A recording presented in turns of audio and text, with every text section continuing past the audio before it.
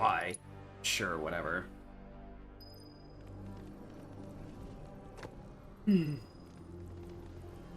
But yeah, unfortunately, Barrett's, like, fallen off really hard here. Also, like, the Golden Collar just does a lot of heavy lifting. So we end up using Red to clean most of the fights up, even though we could theoretically optimize his movement.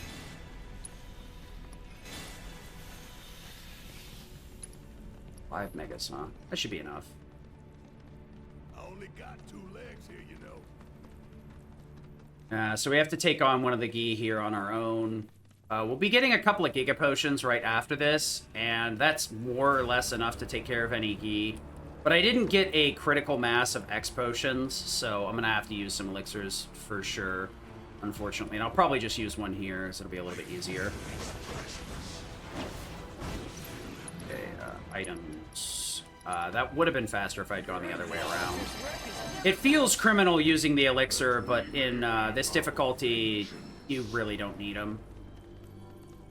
I struggle to find a use for Turbo Ethers on most runs, as wild as that sounds. I usually end up using them, but having it not really benefit me in any significant way. There's quite a few, like, high ethers we could have picked up as well, but they're a little bit far out of the way. They are earlier in the game, but your MP pool is more than enough. The fact that you get to start with 2 ethers makes your life really easy, actually. Yeah, so it's another one of these we're slow walking, so we just hop over those braziers to get a little bit of speed boost. No matter what we do here, though, Bugenhagen takes a really long time to get where he needs to go, so we actually have enough time to break over here and grab a Giga Potion. Actually, 2 Giga Potions, which is really nice. The enemies in the next several fights will pretty much all go down to a single Giga Potion. If it's a Gi Archer or a Gi Sorcerer, they'll go down to a Giga Potion. A Gi Lancer, I think, has a couple hundred more than 3k. So as long as you attack them before you Giga Potion, that'll also kill.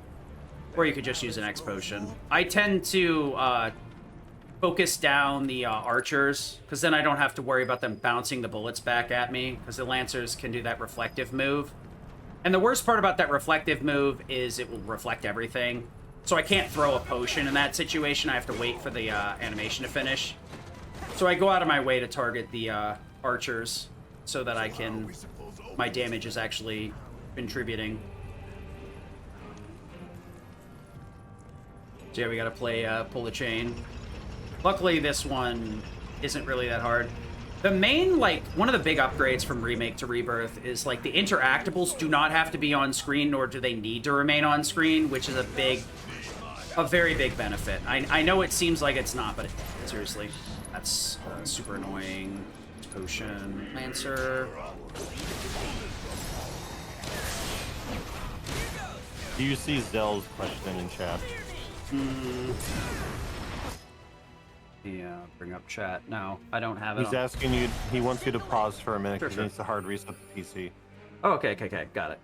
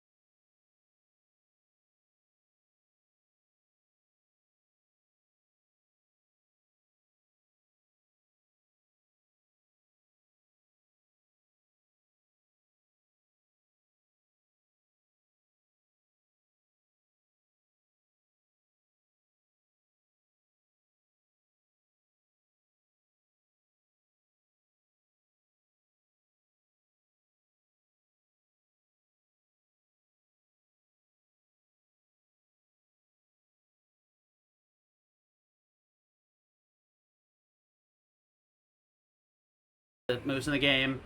And this would recharge on stagger, which, I mean, does come up sometimes, but unfortunately the magic bonus early on is just better. There's a lot of times where we could go out of our way to bump our power up with weapon abilities or pick up slightly more powerful weapons, but often the trade-off is not worth it. So we end up with some of the early game weapons literally being ultimate weapons for the majority of the game.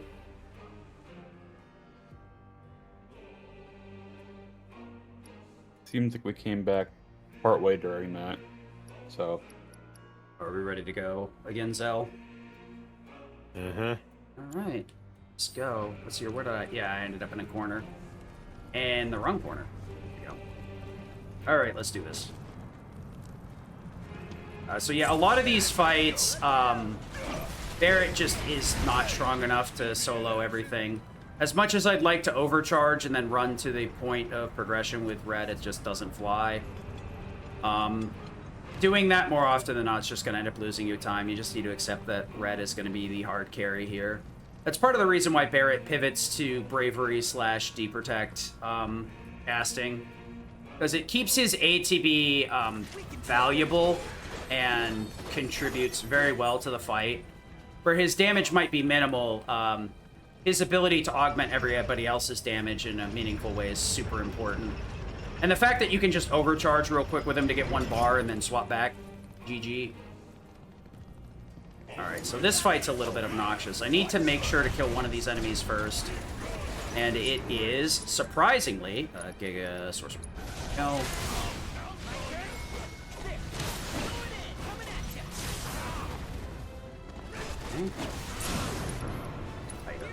Potion.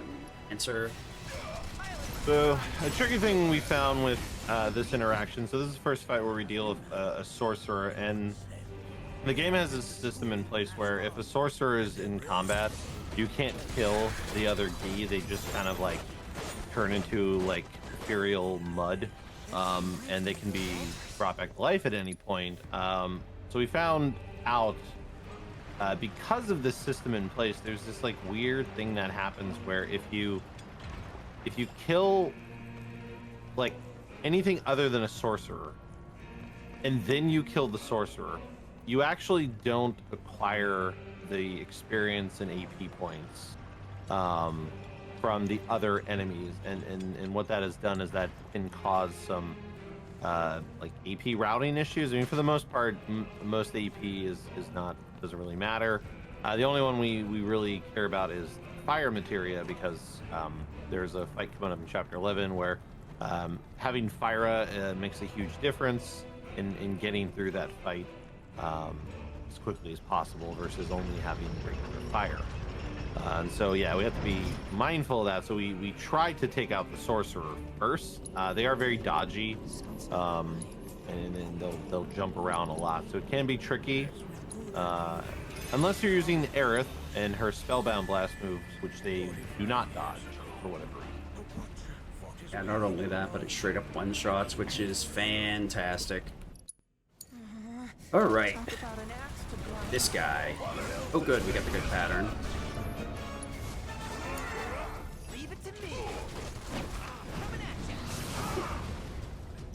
But yeah, for the Gi Natak fight, essentially the goal of the first phase is we kind of start, we kind of roll forward, or you can warp Red 13 to Natak here, and usually he'll draw aggro, he'll attack. How many attacks he does in the beginning can vary, hence the comment about it being a good pattern. We do like to see Anguish. Oh, I forgot the rest of that move's name, but we do like to see that move because it does do the most hits, and the AI is pretty good about blocking to build that vengeance gauge, and then we'll buff Red with Bravery, and then from there we're just kind of pelting Gi with some damage. We do need to be mindful of Withering Grip, because if he does Withering Grip and we don't do like activate Vengeance mode or Sidewinder or Dodge, we run the risk of Red getting kind of like captured. And then when Red is captured, it can make things just kind of awkward. But once he is staggered, which, speak of the devil, Red being captured. Okay, now, thankfully, he had taken just enough damage that a few hits from Barret were able to pressure him, which then allowed him to drop That was but yeah. blind luck. Hey, you know, it happens sometimes with this fight. But yeah, phase 1 is basically wail on Gi until we can stagger. You know, he does kind of jump around a bunch. Phase 2, which, you know, we pretty much already got through, opens with those skulls. You have to take them out before you can hurt Gi. You are able to actually usually get a huge chunk of them by counter spinning into them, and then usually doing a sidewinder, because if it's massive range, can typically take out a huge amount of heads. And then Bear doing something like Maximum Fury can typically clean up the rest. You can overcharge, whatever works best for where your ATB is at. And then from there, it's kind of like a repeat of phase 1. You're basically you're fighting Gi. He's going to do some of these attacks. You know, until you can kind of like pressure him, because you know you're going to do like one of two strats depending on how many hits Red took. Either you build enough stagger and you're able to maybe Blood Fang to push into the final phase without staggering, or you stagger so that way he doesn't move, and then you can for sure enter the Doom phase. You know, kind of as a Hail Mary, tries to doom you, and then you can just Blood Fang there, and that will typically kill him. Fun fact though, you want to stay on Red, because if you're not controlling Red during the animation of Blood Fang, there is a chance that it misses. When you're controlling him, my understanding is not supposed to miss. I believe one runner stated that it did miss with them, so if it does miss, it is I think it happened to me once too. Like, if you stay on him completely, like, it can miss, but it's like freak occurrence. But if you change off him, yeah, it's a 50-50 on whether he like zooms across the room instead of hitting Gina Talk. It's really frustrating. So luckily with Zach here, we can save load. And because of that, when I came out of that building, I save loaded at a very specific time. There's a nice visual cue for it where like Zach's arms drop. And at that point, the game is setting your speed to the lower walking speed. But save loading at the exact right time there tricks it into letting us run the whole way, which saves a huge amount of time here. Unfortunately, because we're going so fast, it kind of messes with Biggs, so we have to save load quite a few times to keep him moving with us, so that things keep moving forward as quickly as possible. And if we mess it up, we can soft lock. It's not a super soft lock. You can actually reload the auto checkpoint at the very beginning, but I play it super duper safe here because I'd rather not take the walk of shame, especially in a run. It's dead PB almost every time. Go. But if you play it safe and just keep your eyes on Biggs and wait for him to start, like, slow walking, you're pretty much good to go. The thing is, like, you really can't save too much time by getting super far ahead of him, so I get in very specific spots so I can keep an eye on him. Like, right there, I could have saved a little bit sooner, but I like playing it safe. Because, this is the point where it can soft lock. If I go too far down this road, his next dialogue won't trigger, so I'm going to chill out over here, wait for him to get ahead of me, because I have more than enough time to get into where the actual trigger is if I slow walk. There we go. Easy peasy. And we're good to go. I'm not sure how much it saves, but it saves like over a minute for sure, as the slow walk there is just painful. It's another notch in like New Game Plus. You can actually turn off the Zach vignettes. So it does save a lot of time without having to worry about doing shenanigans like that. It's one of the many things that pushes the time on it so low. I pick up that ceremonial rod I was yapping about earlier. Let's see here. Sure, why not? I should have equipped the weapon first. Yeah, that's right. Oops. We only did magic attack here, and then I want to give you subversion, and I want to give you fire as well. We'll need that later. Right. So once again, we're trying to get that fire to fire up. We could supplement it with level boost, but like it would be just inconvenient to take the level boost off Aerith and then put it back on him, so we don't bother. Do it. Don't overdo it.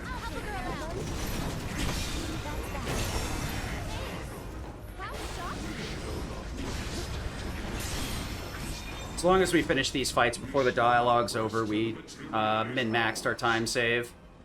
Kind of messed it up there, because I was trying to do Braver with Cloud, and I ended up doing Focus Strike with Tifa instead. And then proceeded to Sonic Boom instead of Dive Kick. as I flip the inputs. It does get a little bit hard to keep track of your characters when you spend most of the game flip-flopping your party consistently. It's one of those things that the further you get in the run is easier to mess up. Normally you can just spam Spellbound Blast, but I try to do both Spellblade and Spellbound to get ATB on everybody so that I can hopefully get through the rest of the fight without too much of an issue. Okay, that's not the direction I wanted to be at. Okay.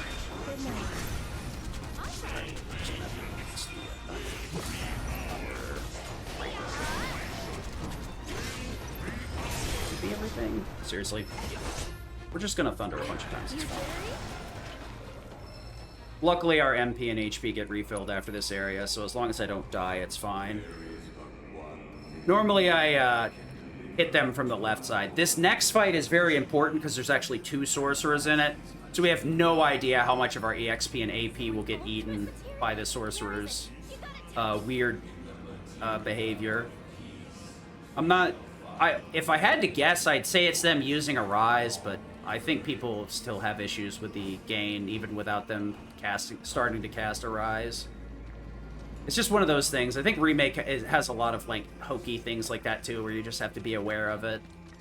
Doesn't make any sense, it just does. Ultimate salvation is cessation. It is nothingness. Our wish is not to exist, but rather to no longer exist. There's no reason to use the High Potion. Right? I always end up with a... It's so weird. I always route my potions in such a weird way that I end up with an extra Giga instead of an extra X potion. Which is like...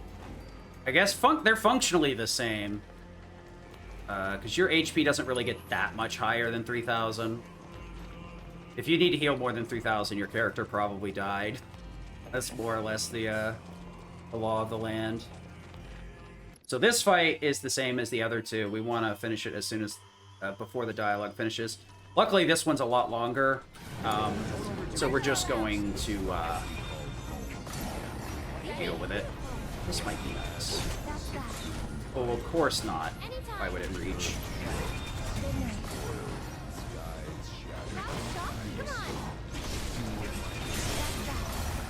Or you can just give me a freebie, I'll take it.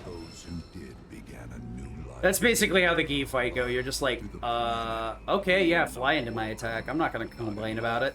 Hey, there we go. That'll make my life a lot easier. Problem is, sometimes that gets lost in the, lost in your menu, so... Luckily, you have plenty of time to get the fire up to Fyra before you actually need it. The only inconvenient part is, if it's really bad, you'll learn Fyra very late, and it messes with your menu, because then you have to add it to your shortcuts at a very inconvenient spot. So learning it now just kind of saves us a menu. Nice little save load, or cutscene skip trick there. When the dialogue moves up to the upper right corner, you can just skip it. There's a lot of indicators like that, where like the mini-map disappears, or the command menu disappears. You always got to be looking for those cues, either audio or video, that you're able to skip something. You gotta cut every corner you can, because making up time in the menus is darn near impossible. It's kind of like a weird give and take, honestly. Like, the menu is a, it stinks as like a runner. Like, the optimization is to use it less, but it also, like, puts a hard skill cap on it, so people that may not be too, confident in their skills at menuing, it means that the amount of time that you lose to it isn't that bad, so this is probably a more decent game to actually start with if you're not too great with menus, because it has a very low skill ceiling, so you can get there pretty easily and get used to it, and then play games with better menus from there. Yeah, there was, I had considered moving the Wind Magnify materia onto Cloud at this point, because there's one fight in Nibelheim that's really annoying. I'll talk about it when I get there. Hopefully we won't have to take it, because the enemies can be positioned in such a weird way that, like, it's very hard to flee the fight consistently. So there are some fights that I go out of my way to just straight up not take, even though the combat movement would be faster, so that I don't have to risk either finishing the fight normally or anything like that. Nibelheim is actually where the rubber meets the road, and a lot of the fights get very hard. All right, I want to switch over to this party. I have been switching my parties every now and again without really mentioning it, but we want to keep red when we're going to do map movement. Tifa, Aerith, and Cloud are normally for fights, and it pretty much ends up how we're set up at this point. We do use Yuffie towards the end game, though. So we do get another built-in break here. This one's fairly short, so I'll take my last break in between the dancing, or not the dancing, but the play and the flight out of Nibelheim rather than the flight in. This is a really short jump, so this is like, alright, you got enough time to refill your water or whatever. About it. This one almost feels pointless, but it makes sense.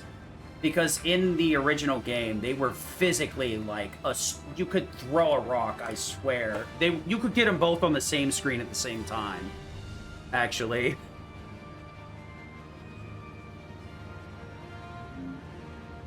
One interesting story thing as well is the Gi in general.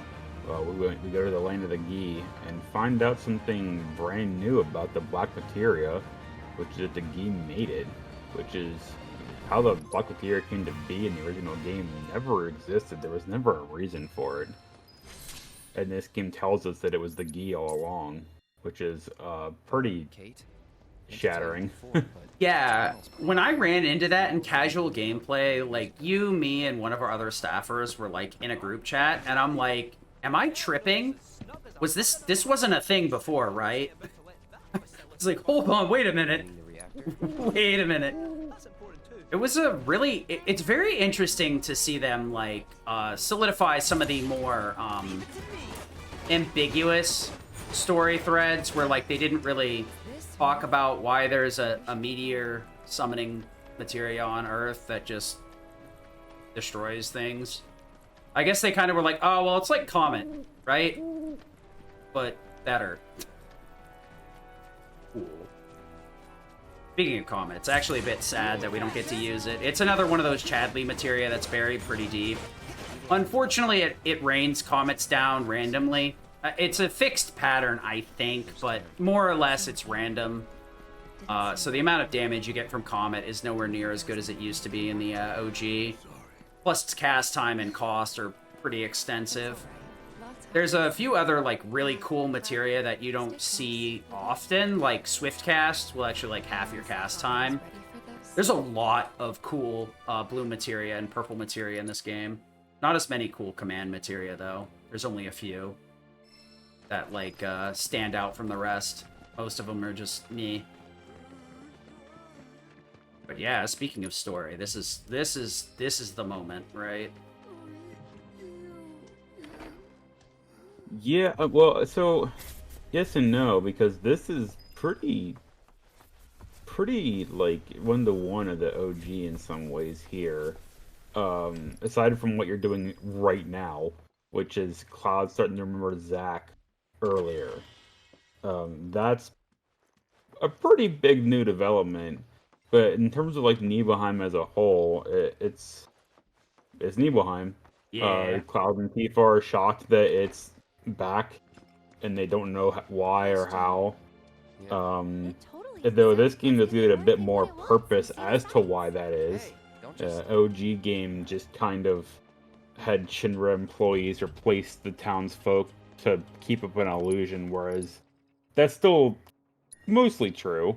But now it's also like a facility for the number to come to for help. It's like a rehab town now, more or less, for those afflicted with Mako poisoning, and particularly the ones that are like the numbered experiments from Hojo that are going up to try to find Sephiroth. Not that anyone knows that. Yeah, because the main thing is, like, Cloud, I think, kind of, like, says reunion a few times in the OG, but, like, he almost never says it. It happens, like, I think in a lot of the flashbacks where he's, like, seeing Sephiroth, or hallucinations, I guess. But, like, he never really says it out loud. The scripting is a lot different, and, like, the Hojo experiments are, like, the bait on the hook for us, more or less, rather than Cloud following his instinct, at least at the moment, to commence with the reunion. He's a bit more control of his own autonomy, and the experiments are what's leading us forward. So speaking of, like, the physical versus magical build, there's actually some cool materia in the game that flip-flop things, like the HP-MP swap coming up. There's also a physical attack and magic attack swap that I've actually seen a pretty degenerate... Why am I guess I love it. The crystal gloves are so good I have to have them. Don't know why I grabbed them, but I have them. So those give us Unfettered Fury, which would be magic-based. I kind of got lost in the sauce there, because I was thinking of... I've been watching some VR boss fights to, like, figure out, you know, how things would work for donation incentives. And there's a pretty particularly crazy-looking one that was super cool, where they used physical attack and magic attack swap and chi trap to just absolutely obliterate Tifa's trial. The HP-MP swap there could be useful. The thing is, you can scam limits with it really easily, because the perfect block system in this game that makes you take 0 damage doesn't really differentiate between you taking 0 damage and actually taking damage. So when you drop your HP to, like, single digits like that, if you perfect guard the move, the game is like, wow, you took well over 100%. Here's a limit. And because limits are fully invincible, you can kind of chain those into each other as long as you do them into an attack. Oh, this is... You know, my PBs all had, like, garbage Nibelheims, and I'm kind of upset that I'm seeing a good Nibelheim here. But yeah, there's just, like, a lot of cool stuff where, like, the game has a lot more build diversity and degeneracy you can get up to versus Remake. Remake, unfortunately, was, like, very linear in, like, the power scaling, and ended up focusing more on magic because of just lack of other options. The ability to get buffs and debuffs, not only can you empty, you know, drop their defense by using D-Protect or D-Shell, you can also debuff their attack. Poison got a massive buff. You can actually layer it twice, and it saps HP like nobody's business. Slow and stop, like what he was talking about earlier. Slow actually functions in this game. One of the other runners told me that, like, slow does nothing to, like, ATB building in Remake, but it actually works in this game. And then stop also having that better interaction where it, like, stops the stagger gauge. So you can actually just chip through the boss's HP bars and extend the stagger is super nice. Like, the game just has a variety of, like, choices. Everything not great, but there's a lot of things that you can choose to do. Let's see here.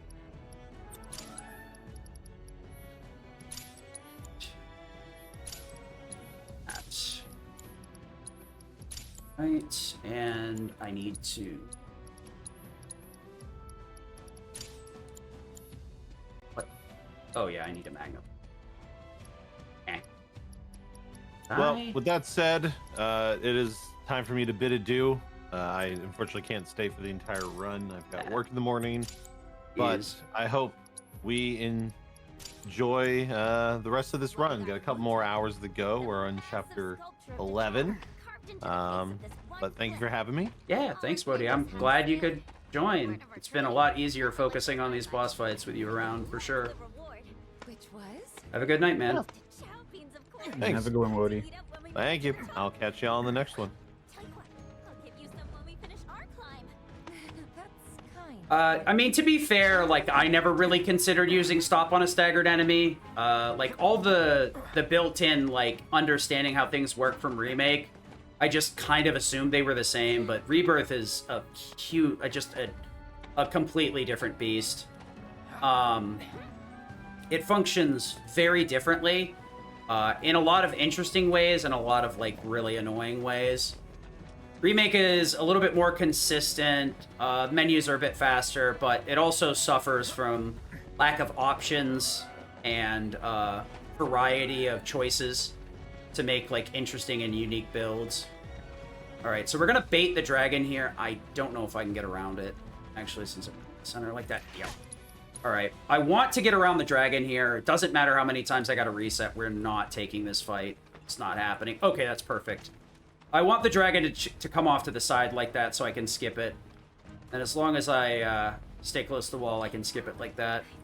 You can do another version where you warp to the other side of this hole instead of crawling through it. But the game actually soft locks. The benefit is, like, the door at the bottom floor actually won't spawn in, so you can just walk right through it, and the enemies won't spawn either. But the elevator doesn't also have its activation switch, so all the time that you save from, you know, skipping the slow walk and walking straight through the door instead of moving the thing is moot because the game don't work no more.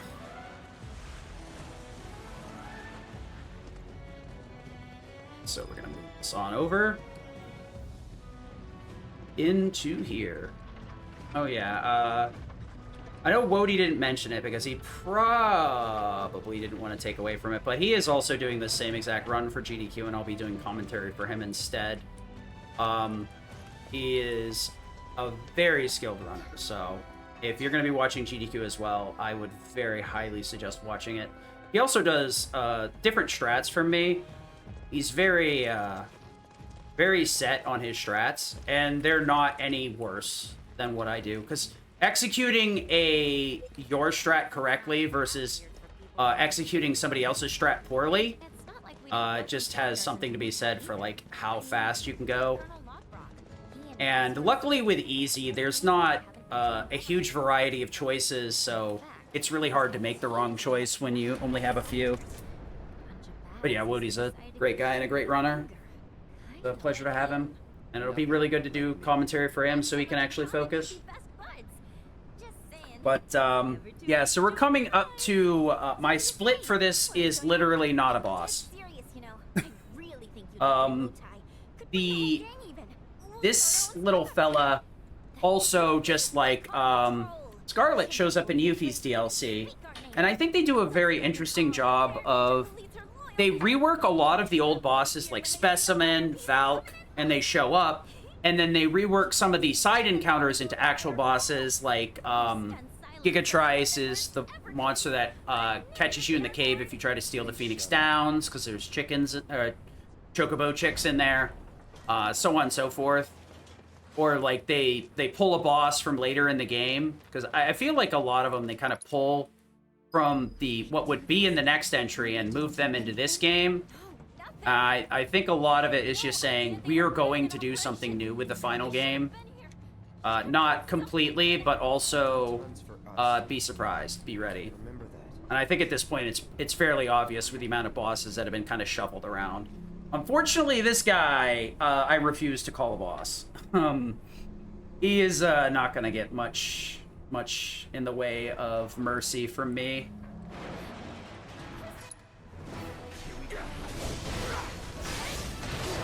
Okay. Let's go. That's my fault. I guess I did give him some mercy.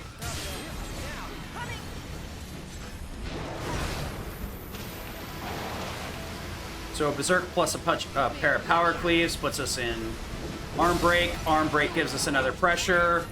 Throw out a focus. Focus. Oh, that's... Alright, I guess we're gonna power cleave here. Normally you dive kick with Tifa, but my ATB is a little bit funky. Yeah, be boss adjacent. I do want to heal Cloud here. Well, that actually worked out perfectly. I don't necessarily need to worry too much about healing at this point. I grabbed the Mist Mega Potion. There's 3 or 4 different places, or there's 3 places where, like, Mist Mega is really nice.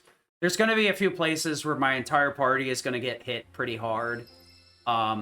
So healing everybody with a single input could be very valuable. If I was really worried about it, I could magnify healing, but it will also bring down its effectiveness, so it's not really worth it. And since Aerith isn't always in the party, we kind of stick to potions. Especially now that we're getting to the end of the game, we're going to have a lot of very hard split party segments. And Aerith isn't always available. Luckily, the Cloud Yuffie Tifa segment like that has, like, no fights you have to take. Normally, like, the dragon is the hardest fight, but if I really wanted to take the fight, I could just power cleave through it, but it'd be like a 20-30 second investment versus, like, resetting a few different times. What's a few cracks between friends? It's almost 50 years old. This can't just be a Yeah, they did go out of their way to, like, find the story beats. The fact that they used, what was it, Deep Cell for, like, Yuffie's initial part of the story threw me off, because I didn't really realize that was a thing. Because, like, I played Dirge of Cerberus, but really didn't pay too much attention to the story. But yeah, that segment threw me off. But it is nice. Because, like, the other thing is they didn't really ever have story beats because they were secret characters. And I remember... Go ahead. I mean, Vincent definitely does with Lucretia and his big moment. And Yuffie's is definitely pretty weak though, right? Because you can go to Wutai regardless with or without Yuffie. And if you do have Yuffie, you have one kind of more comedy segment you can do than like actual like story thing. Yeah. And that's pretty much all you get. So you could aim these boxes, but I've spent a lot of time fighting them over the last couple of months, and I've had enough of it. There's some that I have to throw, but I'm not going to throw any ones that I can't guarantee the shot on. We do get a free ether over here, which is nice. Looks like we'll actually get through this. Cool. The only problem with rolling with Kate Sith here is he bonks and takes quite a bit of time to restand. Careful with it. This pipe is very fussy. If you're too far to the right, it doesn't do anything, and if you aim at like the front of it, you can just whiff. It's super annoying. The box throwing puzzle with Kate Sith is probably the most frustrating portion of his segment. Anyone who's watching who has played this game is probably realizing the pain of trying to be fast with the freaking boxes. And to anyone who hasn't, Square decided to try to, for some reason, reinvent throwing as a mechanic for Kate Sith, and who knows why. It's awful. Yeah, there was a pretty convoluted box throwing minigame that we're actually going to be able to skip. It also is right next to some of the, like, hardest encounters in the game.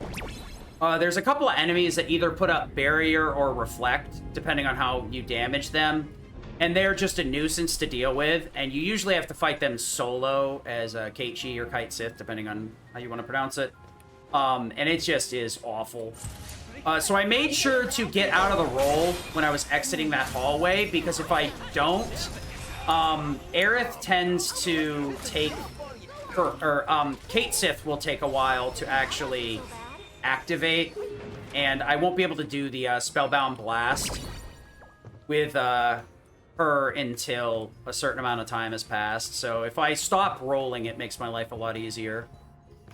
So I'm going to do something kind of weird here. Not sure if this actually saves time, but I think it's funny, so I do it anyway. You can actually smuggle this box through the door. So just going to come over here, deal with these guys. We want to make sure the Bahaba is at least staggered. The fact that it's pushing me back, however, has got me a little bit worried. Alright. I wanted to make sure that the fire didn't accidentally break the box, but there we go, smuggled! Now I gotta be careful here, or else I'm gonna have to get the box the old-fashioned way. Alright, I was actually worried. You have to hit the pipe and not the knob. If you hit the knob, your life stinks. And you have to go get the box the regular way. I do go out of my way to hit a couple of these to help supplement my item count. Looks like we got a fair amount of potions, high potions and megas. We'll get a few more in the later portion, but also this minigame, neat. So annoying. Okay, that doesn't matter. All right, I want to turn the camera around here if possible so that I can keep this thing from spinning. Because if I keep it off camera, I can keep it from rotating. Should be able to make this. Or not if I flick it to the left for some reason. Neat. Alright, we're gonna...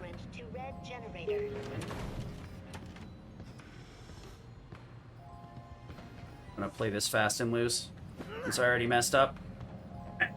Oh, that's so frustrating. Yeah, you can actually snake it through the rest of them, but I'm gonna play this safe, so I don't waste forever here.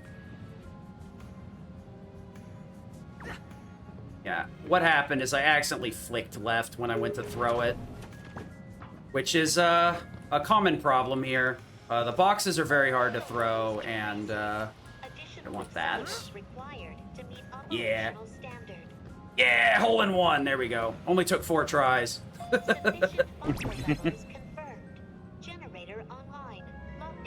yeah, you have to get 2 of those boxes in. Ideally, you do that on the first and second shot, but honestly, box hockey or putt-putt, not so fun. Alright, we're just gonna...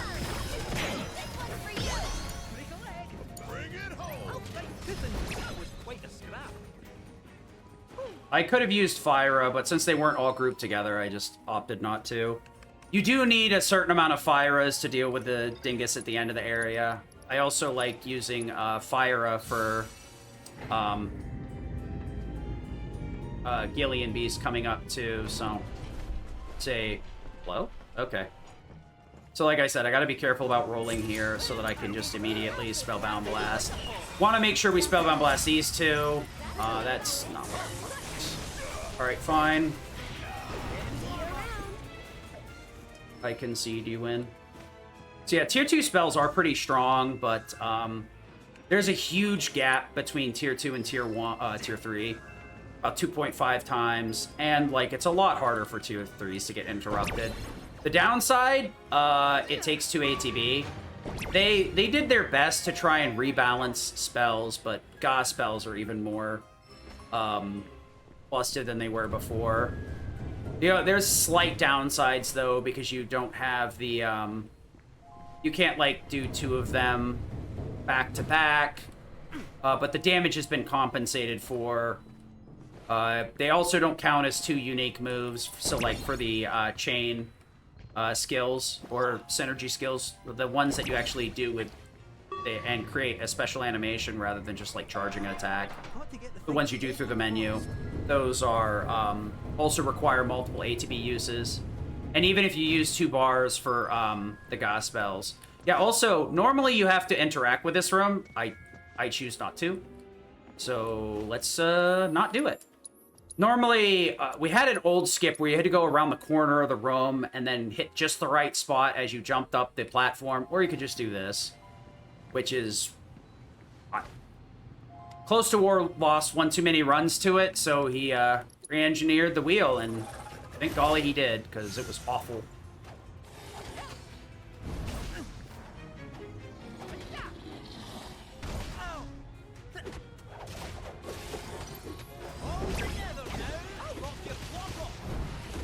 My ATB is bad. This is going to be rough.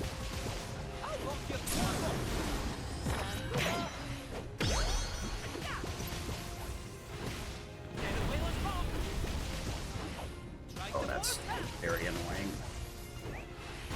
Yeah, we're going to be in here for a bit. Alright, if you do that right, you can actually, like, shoot a little magic bullet before he explodes. So I was just mashing out the attack for that. Unfortunately, like, I chose to build ATB in the wrong way, so things went a little bit fussy. I could use some healing items here, but I'm not going to bother until after. Because we actually get quite a few from this minigame, so I'll be able to empty out my inventory a bit if I wait till after. Obviously, it's much faster to clear this minigame than it is to wait, so... Gotta get good or die trying. Honestly, like, the drops you get from it are pretty nice, too. If you, like, aim about, like, 1 light in front of where they are to 2 lights, you're pretty good to go. Just really depends. The one thing you gotta watch out for is when the boxes fall in, really love to snipe the box you're throwing, so you got to be careful. I have to give up on that. And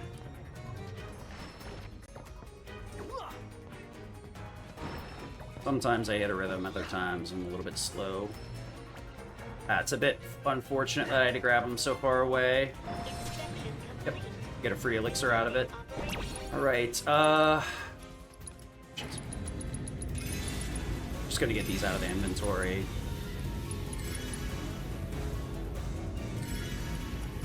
Arcade Sith.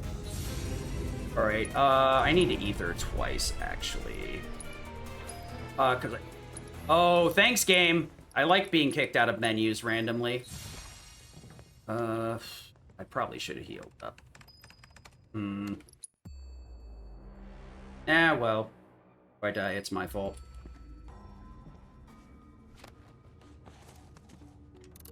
$36. Gotta be careful here, because this thing is very fussy when you do it. If you do it on the inside, it's a little bit quicker. So, like, don't do a full circle. You can do it very, on the very inside, and it spins a bit quicker. Alright, hopefully Specimen goes for an attack here, but it looks like not. Oh, nice. So, if it does, I can get a couple of Spellbound Blasts off before it finishes, and get a lot more damage. Because if you hit it with a regular attack there, the Metamorph will happen immediately. Gonna Moogle Knuckle and Overcharge, because I need to make sure I have Focus Shot here. So I can't really afford to be low on ATB with Barret here, or things go sideways. Okay, that's very important. Okay, Aerith, get in there. So I want to warp Aerith on purpose there, because it actually makes her do a little attack when she gets warped in. And it makes it so that I always get the stagger there with Barret, which means I have a backup fire in the hole, quite literally, which is super nice. Okay, phase change. Let's go. He's gonna always put on Reflect here, so that's why I put Subversion on Kate Sith, so I can breach it. I'm also gonna focus on the arm here, even though it's only weak to magic, so that Aerith can hit it. And then that way I should be able to set up for... Okay, I need to hit one more time here. Focus shot. And we're a little bit short on stagger, unfortunately, so Aerith's gonna get it. Moogle Knock, Thundera. Thundera, Moogle Knock. Unfortunately, I don't have Thundaga yet, or else I would have cast it instead of Thundera for sure. But there it goes. Yeah, I think they did a really good job in maintaining the character designs and moving them forward into the next gen without it being too bad. Let's see here. I need to ether you at least once. And then Aerith just needs to heal. Sith, yeah. Barret won't take enough damage from me here. So I ether up Kate Sith here so that I can actually cast a couple of Fires with him. Yeah, this cutscene takes a while to activate, so I do a little bit of fast forwarding so I can actually skip it. Not sure if I can actually skip it any faster. It doesn't seem to be position related. I could grab a Turbo Ether in the chest there. The vending machine also has a couple of Mega Potions for sale, or Giga Potions for sale, and a High Ether, but we don't need it. Alright, so... I'm pretty happy with the amount of items I have right now. I'm pretty much well stocked. If I go through all this items, we've met with a terrible fate. And I won't say that I haven't had it happen before. Nearly there. So, Gillian Beast coming up here is interesting. A couple of Power Cleaves will put him in pressure, and because Power Cleave builds so much ATB, we can follow up with Punishers, or not Punishers, but Focus Thrust very easily. So that's one done.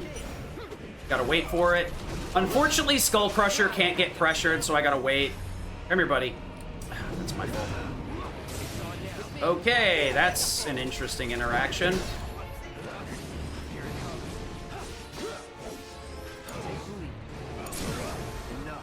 Okay, Cloud.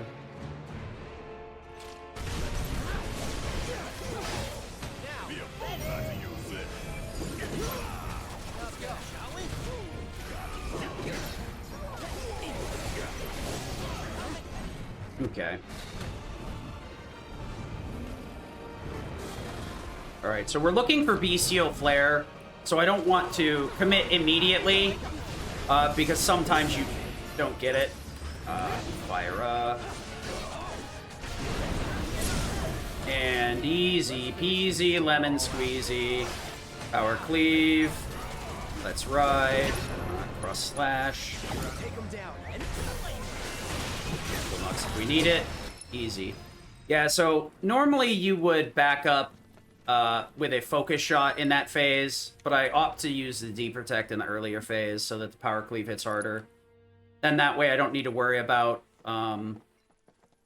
really like getting Sonic Boom at certain times or getting Berserk at certain times. I just have more than enough damage. I do need to heal up here. Dagnabbit. I do need to heal up here though, so let me do that real quick. So normally you'd think you have to run all the way to the end of the fence, but nope, that is not correct. A giant area. 2, 3. This is annoying. That's... I knew that was gonna happen. Okay, good.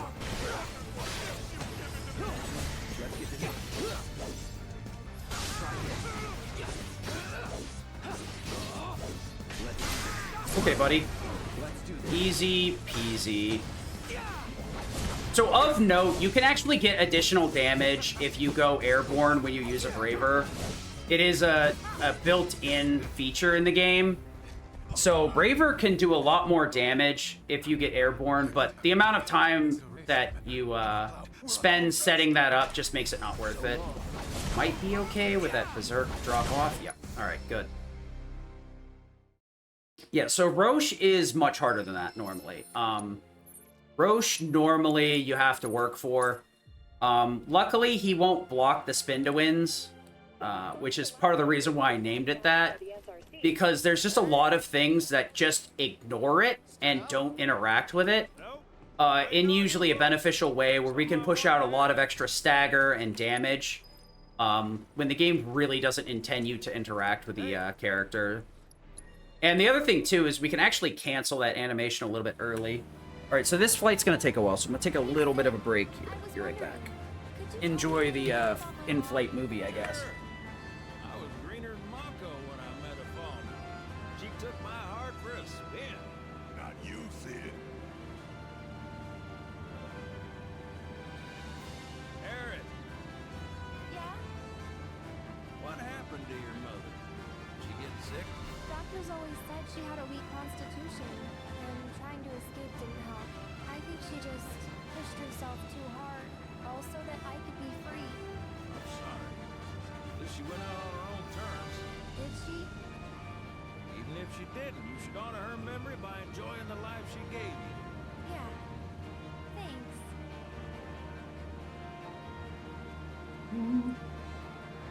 Hey, don't Yeah, I know if can take y'all it back. heard. Wutai's finally made a move against Shinra. Might be war.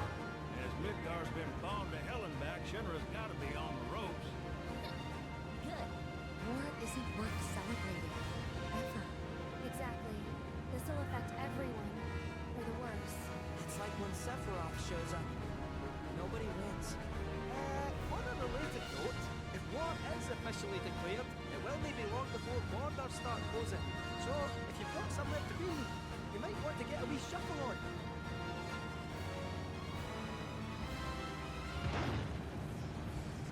What the? Sid? Hey, Sid? I heard you the first time. Just sit tight, Unfortunately, I have everything's under over-the-ear control. headphones normally from my computer. So, I have to stick with earbuds while I'm doing speed runs so that I can hear my commentators. Just sit tight. This beauty's made Although they don't want to hear me, I'm sure. Y'all are in good hands. It's very not true. Yeah, so we're gonna have a hard landing here, and then we'll have a bit of time to talk about some stuff. This is also can be sped up by doing the fast forward and then cutscene skip. it's a lot harder to tell because this one isn't as clear-cut as a camera change. We're actually going to need to wait until, like, I think we can see Aerith on screen, but it's not immediately when you can see her. It's a little bit after. So I'm going to have to wait for it. I think that's a good spot. Yep, perfect. Also, why am I popping trophies? Huh? Alright, I guess I never have been running this online. Didn't realize that.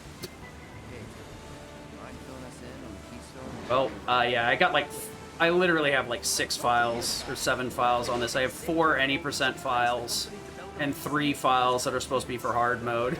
So, yep, I might like this game a little bit too much. Saros. Oh yeah, they did cut out a few things. There's definitely some monsters that just straight up don't exist, or they just kind of made out of nowhere. But I think for the most part, they did a really good job at adapting the stuff, and the unique variants of a lot of the monsters, the like more mid to large encounters, are super nice. I think the upgrades for those are super cool. So did you talk about why we were crashing? It's freaking Vincent's fat booty took our plane out. It's too much. Oh, actually, no. I was just letting it rock because I was like, oh, there's not really much to say here. But no, you're right. So in original 7, the tiny Bronco has its wings clipped. I forget how, actually. Or no, it's from in the original, what happens is you're like, Sid, let me steal your airplane, and he's like, fuck you, literally, because they like a lot of his dialogue is straight up censored. You get in a fight with Palmer, and then somebody's like trying to take off in the plane, and you guys jump on it, and then Shinra starts gunning you down from behind, and it messes up the wings. Yeah. In this... Yeah, I remembered. But then in this one, it's just the engine just blows. Yeah, Vincent was too much and the weight. wings are clipped because broke on it hit the rock, and because, pretty much. Yeah. The fact that this thing, like this kind of movement is always kind of funny to me. But yeah. The Gillian Beast fight, I think, is a really interesting way to... introduce Vincent, because it would make sense that he's more... What am I doing? There we go. He's a bit more standoffish with the rest of the party, you know? So it makes... Very much so. But it does have some interesting implications for the next game, because, like, if that's... Because in the original, Galleon form is his, like, his limit break. So now that his Galleon form was a whole boss fight, what does that mean for when we control him? Yeah, can we actually control it? Because, like, the gimmick was he got a couple of unique attacks, would transform into that whatever monster, and he had like 4 different forms, but was completely uncontrollable. Just completely uncontrollable. So it was a very big and interesting trade-off, but the fact that he seemed to be in control of Gillian Beast, at least to some extent, I mean, you would have to, like, bake it in some way, but, like, that would more or less be kind of like controlling a summon directly, maybe? That's the only thing, is you'll never see a speedrunner intentionally summon, unfortunately, because it's just... It eats your ATB, it has a massively long animation that's not skippable, and the only way to get the most damage out of it is by giving it your ATB, which you almost always have better options. You'll usually see the choke Ifrit, or sometimes Bahamut in New Game Plus, when you're trying to, well, in Remake, when you're trying to use the limit in the final fight. It's just in case you haven't played it, I'm not going to spoil it, but... one thing that's interesting, though, is, like, the original game has 18 chapters. This has 14, but, like, the size of the chapters is massively different. Most of them, yes. If you're doing just like crit path, I think it's fair. It's mostly comparable. Yeah, I'd say like Remake and Rebirth end up being around the same time in both New Game Plus and normal or New Game for the most part, because like it's like 430, 420 for Remake New Game Plus Hard right now because of the like 10-minute time save from the fast forward. A Remake makes out like a bandit compared to Rebirth because like it doesn't have as many straight up cutscenes as Rebirth does. Rebirth does a Right, lot better yeah. about like dialogue, cutscene. Other one is like, all right, let me hold fast or let me mash out 20 lines of dialogue real quick. Oops. Yeah, I mean, overall, the chapters are definitely meatier, but it's not by a whole lot. It's if you're going to play the game Side casually, quests. though, the difference is staggering because of the I- open world segments. Not The only do wide I linear love the side segments. quests, but I love that like a majority of them further the story with like every character. Like we kind of we were beating around the bush earlier with Red, and we're kind of talking about a change. Like once he gets to Cosmo Canyon, he drops the like adult act and switches over to using his actual voice, which is much more childish and young. And if you go back and do all of any of his side quests, they will have different voice lines for them that reflect the younger Red rather than the older Red. And it's not just him redoing it in the same voice, it's actually completely different written lines, and the interactions are completely different. Yep. It's like there's a lot of cool attention to detail in the game that other games, I don't know if they would do that. Yeah, I mean, it's certainly a level of attention to detail that a lot of games, just for the sake of time and money, would not go through the effort. Especially considering, like, and the only way you even get that dialogue is to intentionally not do any side quests involving Red until right before you leave for the final fight, essentially, the final chapter. Well, final 2, I guess, in this game. Yeah, because like you get world travel a little bit after. It's very close to the end of the game, so you're heavily incentivized doing the chapters. And the thing with the side quests is like if it's a character side quest, you get a manual for them that increases weapon level.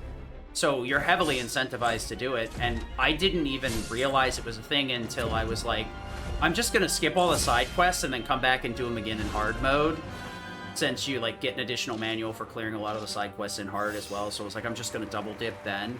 And I remember going back and doing some of the calm ones with Red, and I'm like, is that a different? Wait, is that his other voice? And it just caught me off guard, but I was like, oh, that's such a cool touch. Then we get this right here drives me wild. So they put in the melee weapons in Remake for Barret. They were awful because like every area was designed for him to have ranged attacks. So the Wrecking Ball and the Steel Pincers you really couldn't ever use functionally. They were really not good on not the pre-Motor Ball fight. I forget the name of it off the top of my head. Like, you couldn't do it in the underground lab because you had to shoot the rocks without equipping it and unequipping it. And then, like, the whole time going up, there's a bunch of flying enemies that you want to shoot. Then they put in the Steel Pincer here just to annoy me, because I honestly like Melee Barret. It's so frustrating. I'm like, how dare you do this? Yeah, like I don't know. It's super weird because, like, as you've already said, like you can shoot with it in for his like 4 segments, even though it's not even gone, or rather you have to unequip it. But, and I guess they didn't want you to have to go through that for this game, but they already made you do that for the other game. There's like And no then point where he has to have the gun, I think. More options to it, so like what? It's weird. Yeah, because I think like the most you have to shoot down the ladders in the mine. You could break the rock with your hand because they're like right there. It's just weird because this true. game would lend itself to that better, and they're like, that was an awful idea. Let's not do that again. And I'm like, no, please do that again. I'd really like to have Barret be a slow, like, tank that just does a bunch of damage.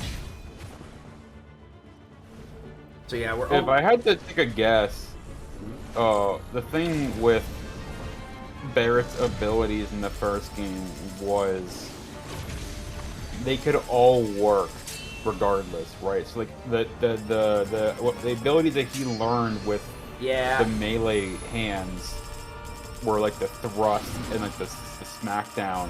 He could still do those with the gun, and it still kind of made sense, and vice versa. Like the abilities that he learned with the gun, he could still do in a different format with the melee hands. Then you had things like in this game, focus shot with a pincer was hilarious, though. yes. But then in this game, you have like most Bonus notably round, like yeah. the magic bullets. You have bonus, and like how would you do that with the melee hand? So, yeah. That I think that's where they hit an issue. Yeah. So, we're coming to the end of like the hanging out segment.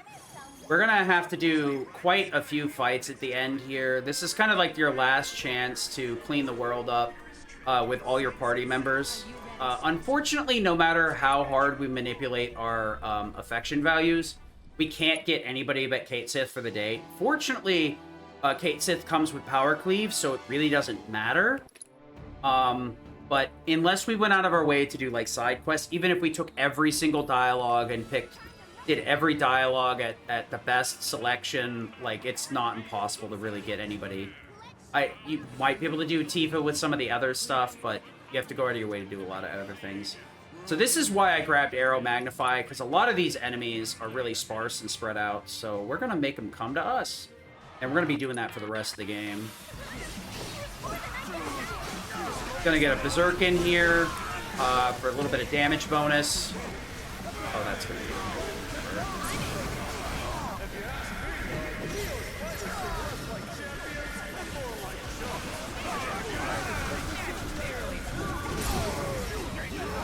Get over here. I want to show off something.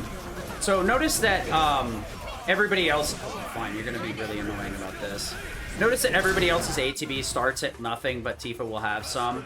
For whatever reason, I think the Power Cleave ATB bonus applies like after it clears the ATB for this fight.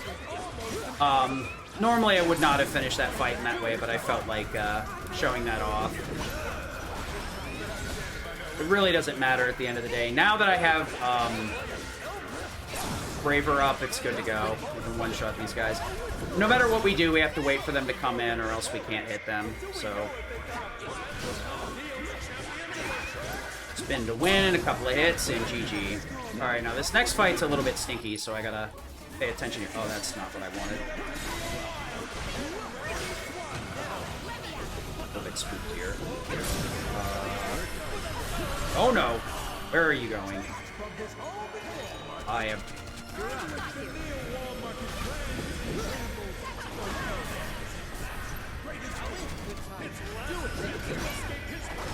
Okay. Danger's gone. I'm happy.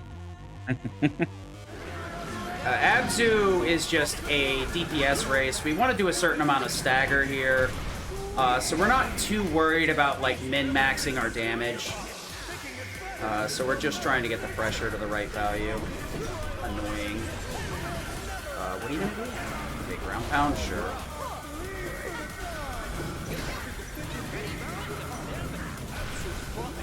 Oh, that's annoying.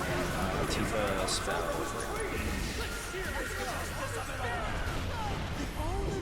Okay, normally you want to dodge the charge there, but whatever. I think we're gonna damage.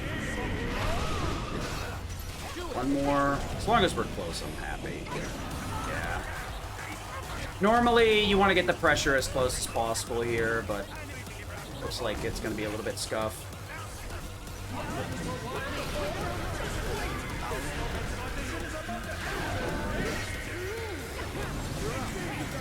This should do it.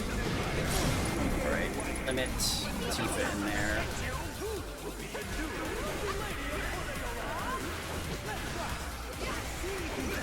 Alright, that was about as fun as a brick to the head. But we made it through. Normally I'd use a Mist Mega here, but I'm fine. Are you ready? Should have used a Mist Mega. These guys kind of stink. Okay, that's an interesting combo.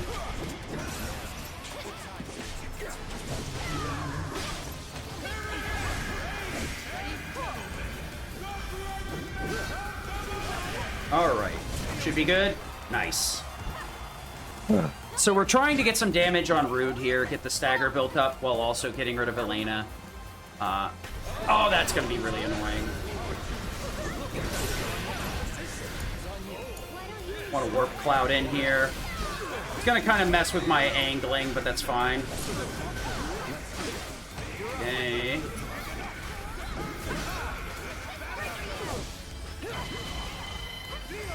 Okay, could you not be annoying, game? That'd be great.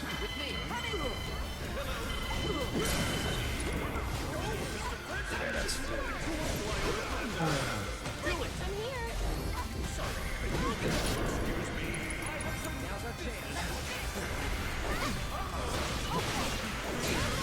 That was all kinds of wrong. Unfortunate. That's gonna kill anyway. Whatever. Alright, time to focus. Oh. There we go.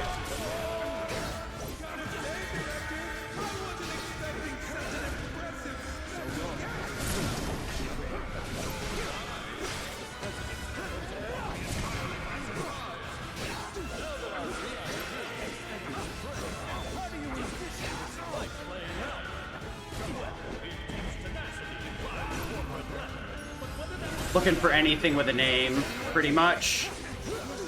That should let me go. One more, then this should push. Oh, that's super annoying. I'm gonna have to wait. That's gonna push. Unfortunate, but we can make it work. Fight's pretty tightly wound, so I think I went a little bit too far. Rebiorth. Good luck. All far and still no fight. Only normal hits can stagger. That's the problem. Please don't guard that. Thank you. All right. So Rufus is quite the roadblock. I'm not gonna pretend that like I was able to just absolutely murder Rufus like that in my casual playthrough. He was extremely difficult for me, and I'm sure most players have that same experience. So I'll kind of go through things real quick. The first few fights, we were just trying to group enemies together. Unfortunately, my arrow was a little bit goofy, so I didn't group the enemies as I expected. So the first fight was a little bit weirder than it should have been, and then I was really dead set on showing off that weird ATB glitch.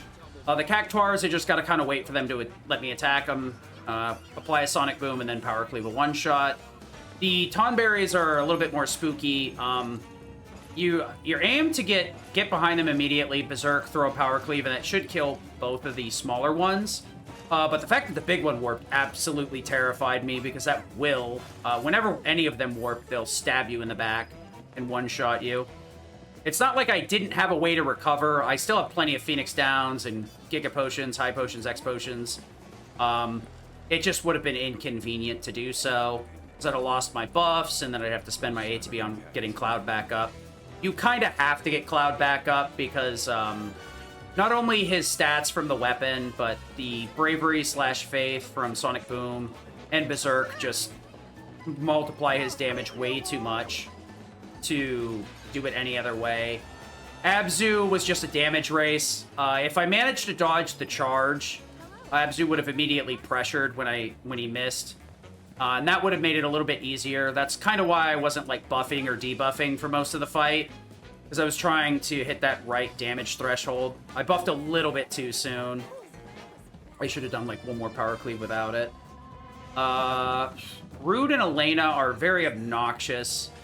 You get a couple of different starts. Luckily, Rude decided to chase me down, which made it very easy. Start off with a Spell Blade to hit them both. That's mainly to get some extra damage, but also to get a nice chunk of ATB because you hit both of them. I follow up, get close to Elena, set up a Berserk, a Sonic Boom, and then a Power Cleave. And then as long as Spellblade hits both of them, I have a Thundera, which she's weak to. I follow it up with a Power Cleave and a Braver, which is enough to push the phase.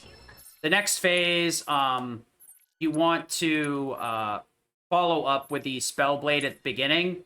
And I accidentally rolled forward, which was not the correct movement. But thankfully, for whatever reason, she threw her like electric grenades way further back than she normally does. I guess because I rolled? I don't know. But it worked out. And then I just warped to the other side, and all of that was just trying to group them so that I could kill them while they were staggered. Unfortunately, I kind of... I got the grouping, but I didn't hit the execution.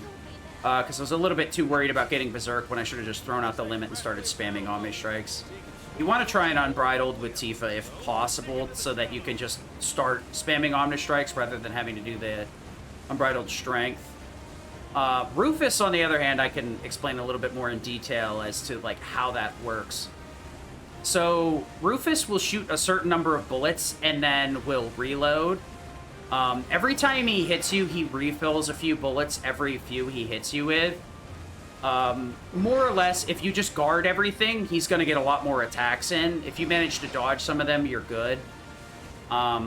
But once he reloads, as long as you attack him, he won't be able to immediately get you off him. You have like 1 or 2 full combos before he'll push you back. So I close in and get him in the pressured state by doing the spin to win, and then follow up with a full combo. And then my ATB is more or less set up in the right position so that I can time a Braver. In any other difficulty, you actually go Prime Mode, then Braver. Prime Mode has enough keep to not get knocked out, for you to not get knocked out of it by the bullets, because he actually shoots you real quick before he reloads in every other difficulty.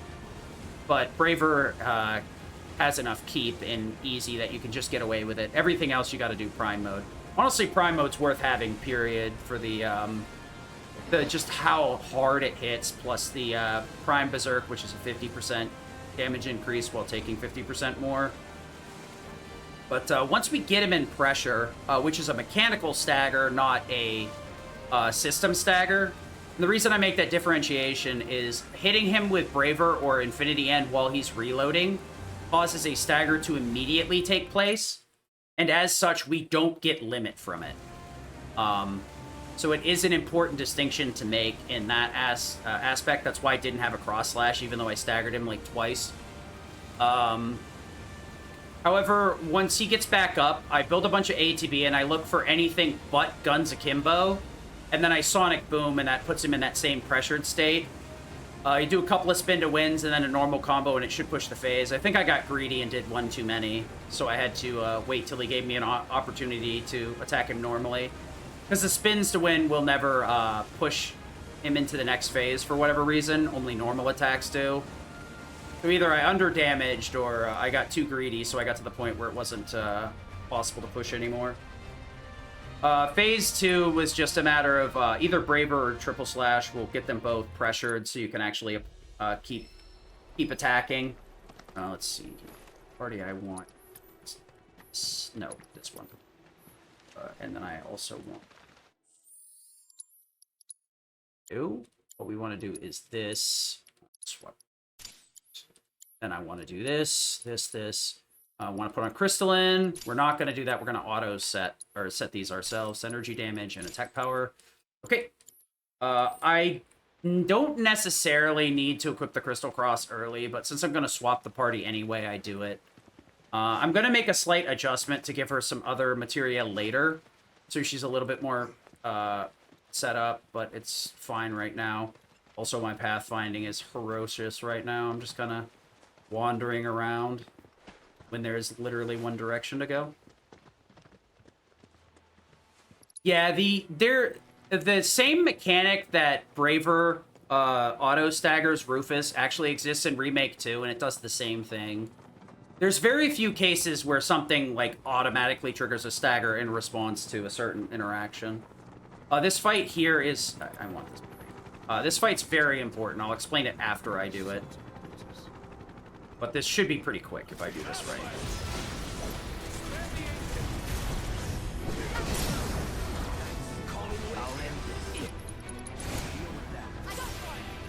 Oh, that's...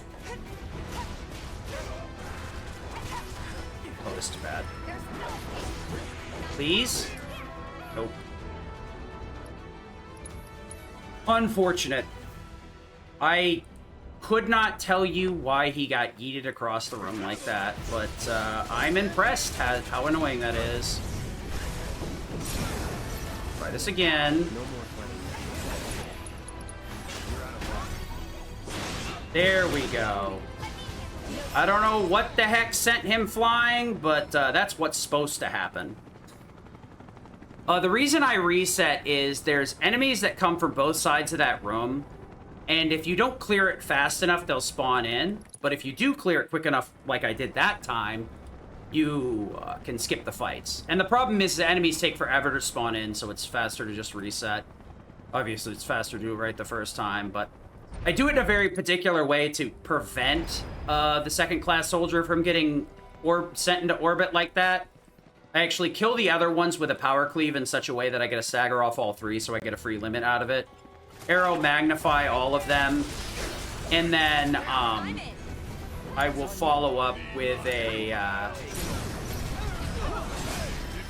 Then I follow up with a Sonic Boom to get the Bravery bonus, so that the limit's enough to kill everything.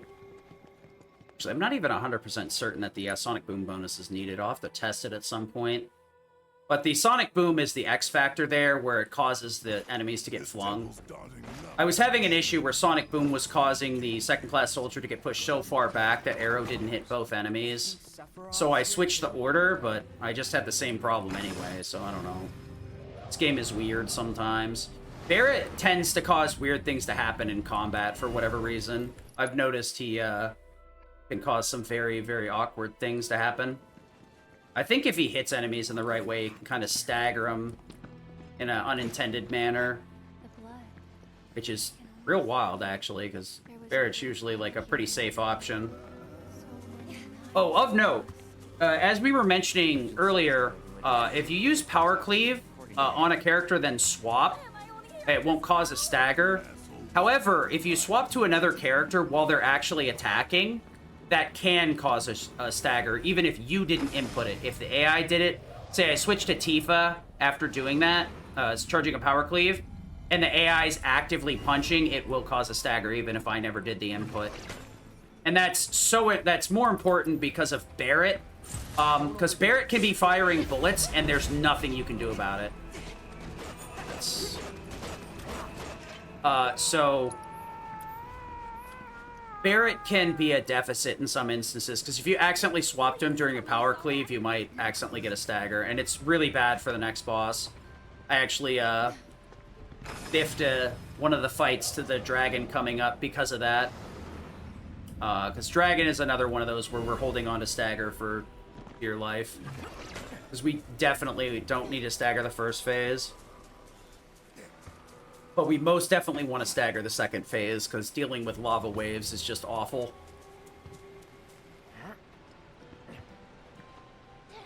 We used to use a lot of Windstorm here with Yuffie, but we switched over to an Arrow Magnify route more recently. I think Wody always did Arrow Magnify here, but I didn't start using it till recently. Arrow Magnify is a little bit better because you get more like consistent grouping and you don't have to kind of worry about the boomerang throwing things around, but it also means you have to go out of your way to give it to Cloud, which is kind of annoying.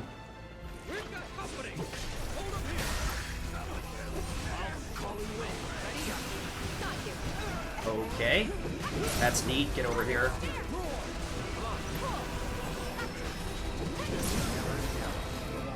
I wanted to get the Riot Troopers, because without using Arrow Magnify on the Riot Troopers, it gets really annoying. Because obviously they'll just bounce you off with the shields. So that's part of the reason why we use Arrow Magnify in a lot of these places. So we could get animation the jump animations on this wall.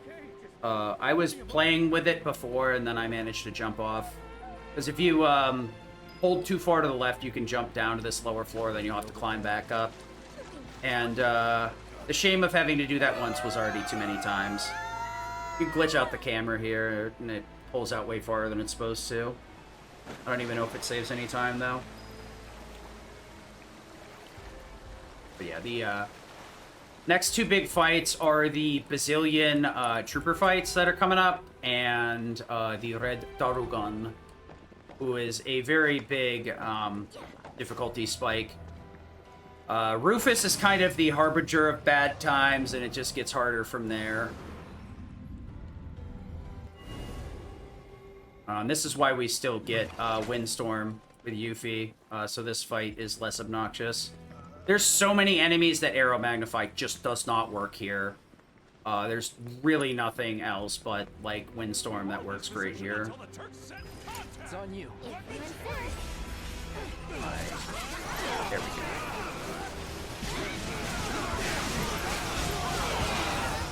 And there you go. That's what that fight looks like if you're good. Or lucky.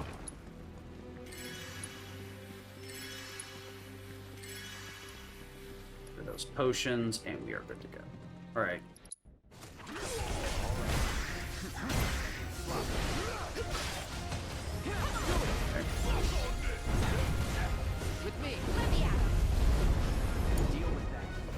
Gonna want to destroy the head here so that I can get Blizzara off on the body.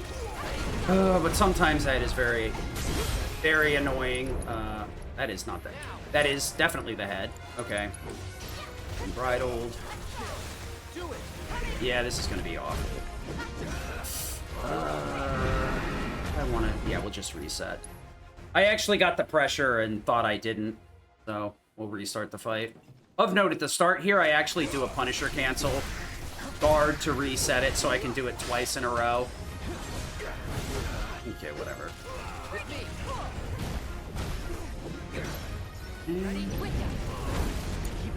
Charge.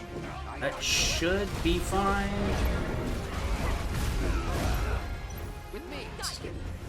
Let me hit the head.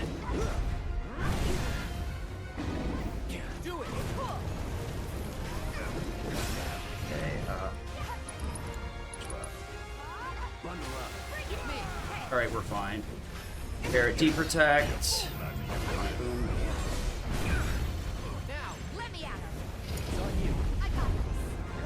Seriously? Cloud, please.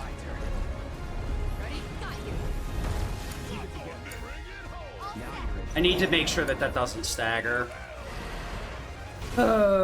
Unfortunate. Yeah, so you want to get the Blizzard in there so you get enough stagger. And then you need to make sure that you don't stagger so that this phase isn't awful. Because the whole reason we did all that nonsense was so that I can do this. Of note, you can actually do some really goofy stuff here where you actually stagger with a power cleave, but it's not faster. Alright.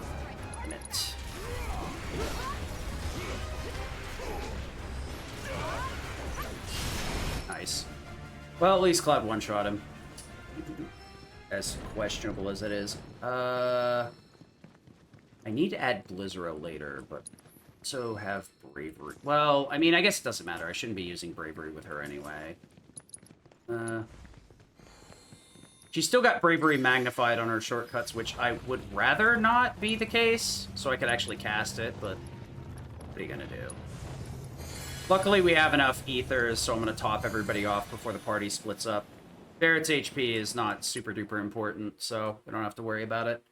But yeah, the opening for the dragon there, we actually attack on purpose. Then that puts us close enough so that... Oh, that's nice. I did that to myself. I did a Punisher counter, and then reset it with using the guard command. You can do that over and over again with anything that, like, hits multiple times. There's just not a lot of places it gets used, unfortunately. Yeah, that's neat. Get over here.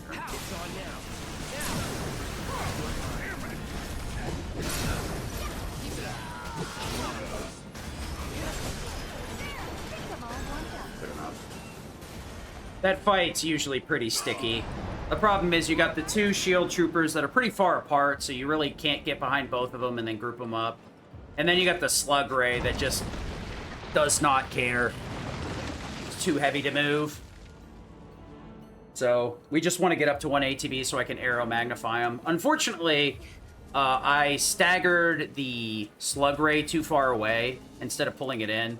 What I should have done was rolled closer after I saw it get pressured, because I knew arrow magnify probably would have staggered it, but It's fine, because you get enough ATB after power cleaving 2 mooks that you have enough gas in the tank. So surprisingly or not, rounding this corner is more or less an hour out from the end of the run. Give or take a little bit, obviously. It depends on how many resets some of these fights get, but most of them really aren't, how should I put it? They're not really subject to resets. It's more so recovery in any of these fights, because we don't have to closely manage stagger or any of that nonsense. Most of the fights work out in such a way that we really can't do anything but just push damage out.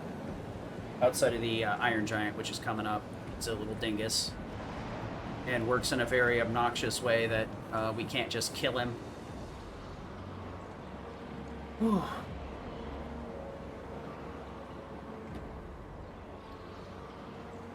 Yeah, Temple of the Ancients, huh? Yeah. So story-wise, we have a few things differently going on here. First of all, we have Eris still, so that's a change. How we ended up here is also a little bit different. Instead of kind of wandering in search of Sephiroth and kind of not having a huge direction per se, and then Aerith wanting to go, she kind of gets this like kind of the same way that Cloud's getting pulled by Sephiroth. She kind of feels something pulling her in a direction. In this game, it's much less vague and more concrete, in that they're trying to figure out like what relates all of this together. Where could Sephiroth be? What is his objective? And they have a suspicion that the objective of Sephiroth might be the same as Shinra, which is the Promised Land, which is related to the Ancients. And so, what ancient things are there to be discovered? And Kate Sith happens to know of this, and that's actually why we were in the Nibelheim basement, and they're fighting Vincent and everything else, was in search of where this temple is, because it was in Shinra's records. So we're here for a much more concrete reason, though maybe a little bit obtuse in some regards, but it's definitely a reason more than the original game was in a lot of ways. But Aerith is with us. She is not split away from us like she does in the OG. Our party is split at this juncture, just due to the temple and its nature, and it being a pretty It's like a creature of chaos type thing, where it's like chaos. Yeah, trying to figure out how to put that. Creature of chaos kind of makes sense. Yeah.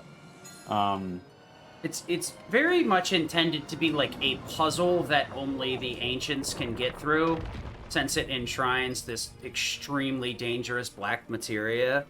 But like casually, it just kind of comes off as this very awkward place that like things seem to fit together, but they don't. So one of the important parts here is actually we're going to be getting life stream upgrades here. If this is filled up to a certain amount, we get some buffs. The only one we care about is Faith. I should probably start the fight instead of charging it. Well, not every run, but some runs. Just gonna Thunder right here. Sometimes you get lucky enough that they both are in the same spot and you can hit both of them. Okay, good. With the Spellbound, and then you just follow up with a Thundera. Unfortunately, even with a Crystal Cross, Yuffie's damage isn't really high enough.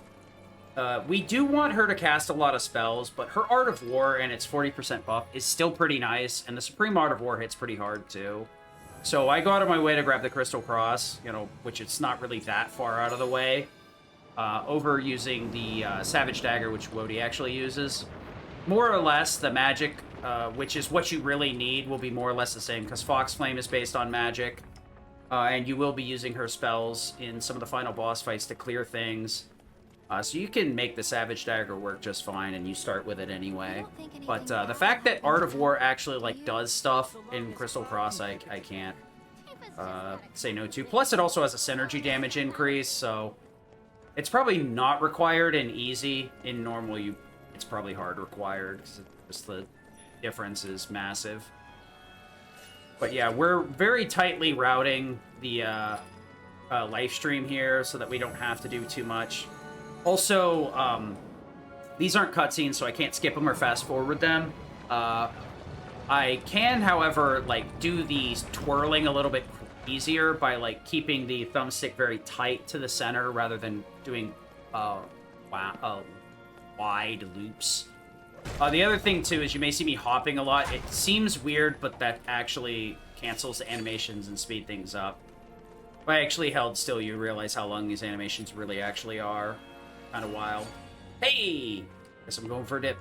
Nope. But we're almost done with this half, so we're going to be going back to Rebiorth Tifa real soon. Yeah.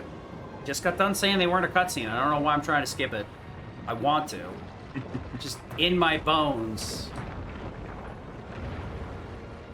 But yeah, this unlocks one last one. There's also quite a large area behind us that has quite a few different things, a lot more enemy encounters, a few chests, a couple of mastered materia. There's quite a few good ones. There's like an HP up materia in the theater the first time you go there.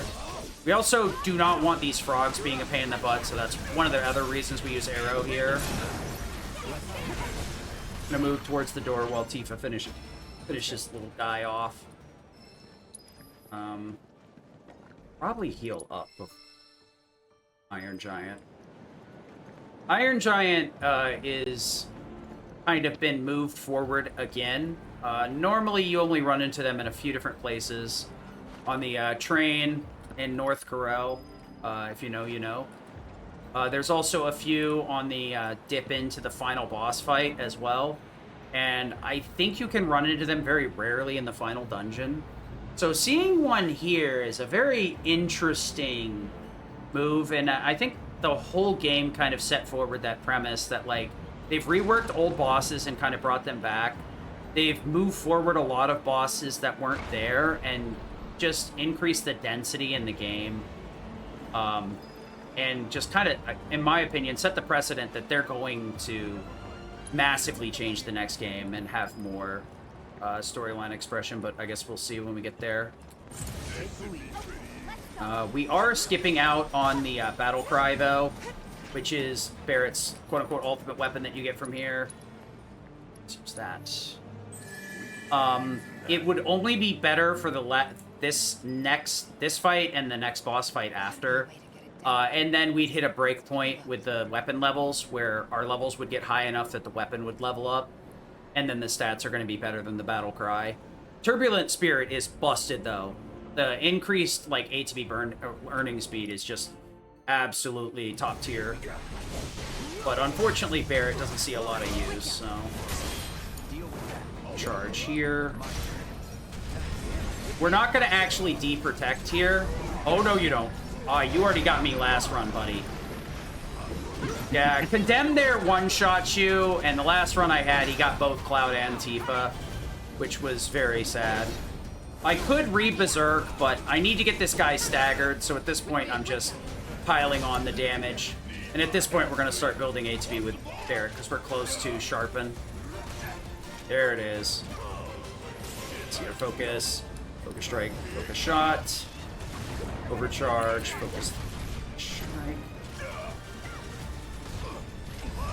Get on my face. It also, this one is one of the weird ones that you can, like, skip. Alright, I'm actually just going to let Tifa limit here and get over here with Cloud. There we go. Tifa's somersault is top tier. It is one of the just highest damaging limits It's just 2 heavy hits. And then when you pair it with Star Shower, it's basically 20k damage for free. It was, honestly, it's so good. If you've never seen a New Game Plus hard speedrun, it's actually so good that you use it the majority of the run. Even though you have access to Dolphin Flurry with Gotterdammerung, which instantly gives you a full limit gauge. We actually only upgrade her Dolphin Flurry, like, in chapter 13 or 14 or something. So, Somersault's just super good. Comes out quick, doesn't overstay its welcome. It's like a truck. It's basically like Tifa, you know, it boiled down to a single attack.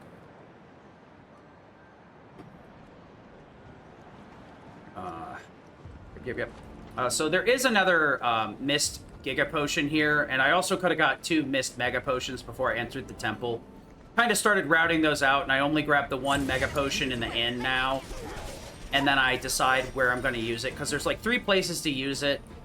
I usually use it in the Golden Saucer fight, because you can't heal with anybody else, because the menu gets all screwed up when they take your party, and then reapply your party. You...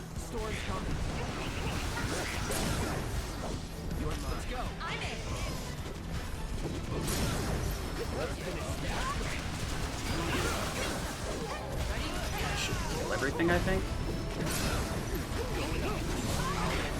Alright, good enough. So this fight is both complex and extremely simple. We poke off the start there to get a Berserk, wait for them to land, and then throw a Sonic Boom. And if we get lucky, Reno hangs out and lets me slap him with another Power Cleave. Basically, all we're hoping is Reno holds still so we can hit him with Power Cleaves here.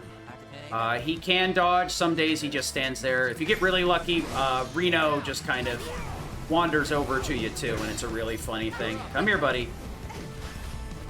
All right. Uh-huh.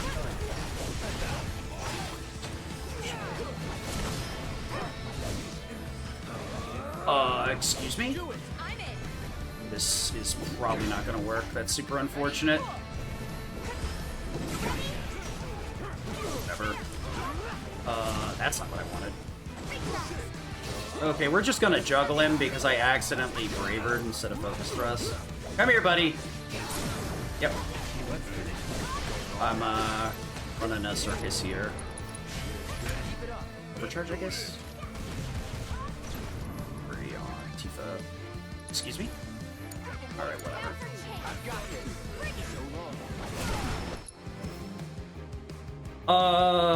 That was all good until I started, like, just deciding to go all out there for a minute. Yeah, I accidentally, oh, wait. That actually reminds me I need to change your setup. Let's see here. Need to give you the wind materia, also need to give you the fire materia and subversion. I don't necessarily need to be in this menu, but oopsie. Let's see here. We want to go, nope. Give you Blizzara and Demagnify. Should have done that a long time ago. I usually like to use Braver in a lot of these fights with Tifa to help supplement her damage. We're going to use Arrow to bring this guy down here. Luckily, the Ancient Dragons are normally very annoying to deal with. Every once in a while, the Ancient Dragon will end up under the bridge if you get really unlucky. And you're just like, well, that was a great day. Thank you. Get some life stream here, and we're good to go. Once again, like I said, the only thing I worry about is having faith for the upcoming boss fight. And then we're good to go. It is a... You do have plenty of extra places you can grab faith. If you're really, like, down bad, you can get regen, but regen is still bad in this game. It just doesn't tick fast enough, and it doesn't give you enough recovery. Bio, on the other hand, like I said, it can be double applied, so it's better. By the way, we do still have, like, Wall and the like. That actually just straight up reduces damage versus, like, Protect and Shell, which are, like, the actual buff numbers versus, like, Wall, which strictly cuts damage. Casualty Wall's very good. But in terms of a run, like I said, it cuts that percentage of damage taken to HP, so it ends up not being so great. But if you're trying to learn something, walls, always a good benefit. This is really weird positioning. Okay, worked out, whatever. You don't normally have to pick these guys up, but it's whatever. So I remarked earlier on that the hazardous materials were incredibly important, and now we're going to see why. These hex traces, normally you have to breach to remove the reflect here, and I think what happens is when they get hit with a status effect, they're immediately pressured. So throwing the hazardous material here puts them in, it gets them, oh, that would be really fun if it actually did debuff them. Oh boy. Right, hazardous material 14, go. Alright, well that's what would have happened if he hadn't have dodged it like a ninja assassin. And I shouldn't have thrown it, I should have waited. So you will notice that Yuffie's MP is gone. That is because Aerith is stealing it every time we do Spellbound Blast, and it's going to be the best way to do damage, so we kind of have to deal with that. I do need to, however, get into Red's menu and Mega Potion. The unfortunate truth is this game does a really goofy... Okay, I don't want a Mega Potion, but not Red. Potion. Goofy. The problem is the menu kicks you out of it every time you go over an obstacle. So using items is very hard. And while you're still maintaining forward motion. So luckily with this fight, Floating Death doesn't have any reflect on, so we don't have to worry about that. Luckily, Mana Shield is for physical. I think... Okay, I didn't. Good. And that Spellbound Blast hit both of them. Perfecto. I should have more than enough faith at this point for live stream. Alright, luckily...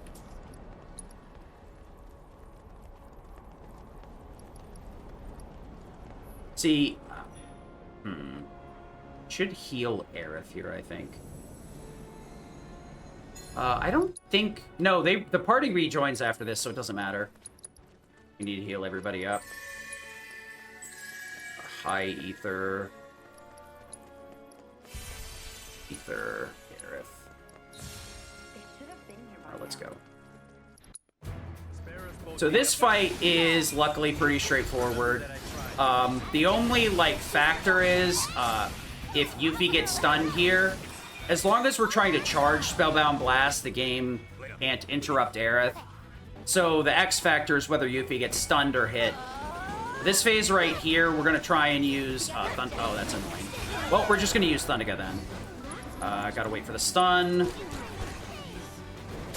Which that will stun both of them. And then we'll just do it this way. Thanks, Red. Yeah, Red is kind of annoying sometimes. Thanks, buddy! Jeez. Fine, Red. Get in there.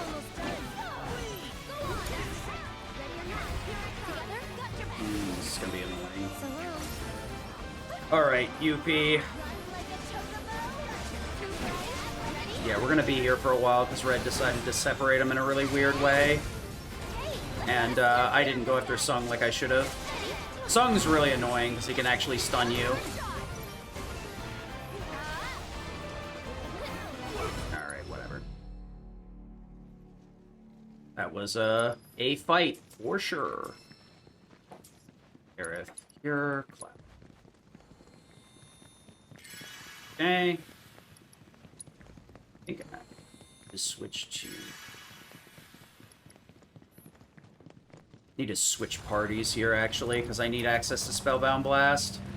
I also need to make sure Yuffie has MP. So we'll finally burn one of those Turbo Ethers. Actually, Ether Cloud here too, because I need to have access to Blizzara. Alright. Let's head on in to the Depression Station. Population me. Oh boy. Get a bunch of backstory here for all the characters. And, man, is it, unless I'm very nonchalant and jokey about it, it brings a tear to my eye every time.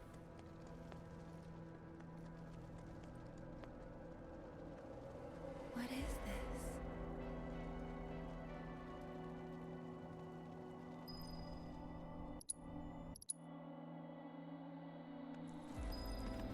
Subject located. It can't be real. You're dead. Ah!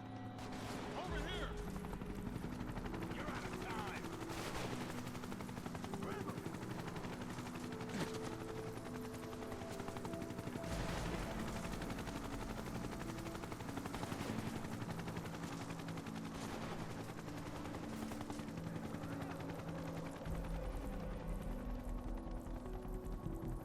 This is... So yeah, there's a lot of story going on here for backstory for everybody. We don't have to interact with this, thankfully.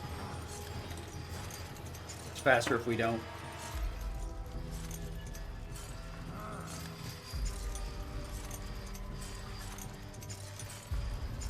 Come along, number 30. Yeah, everything here is just supplementary stuff. There's, I mean, honestly, everything here is just utterly depressing stuff. Oh yeah, it's it is.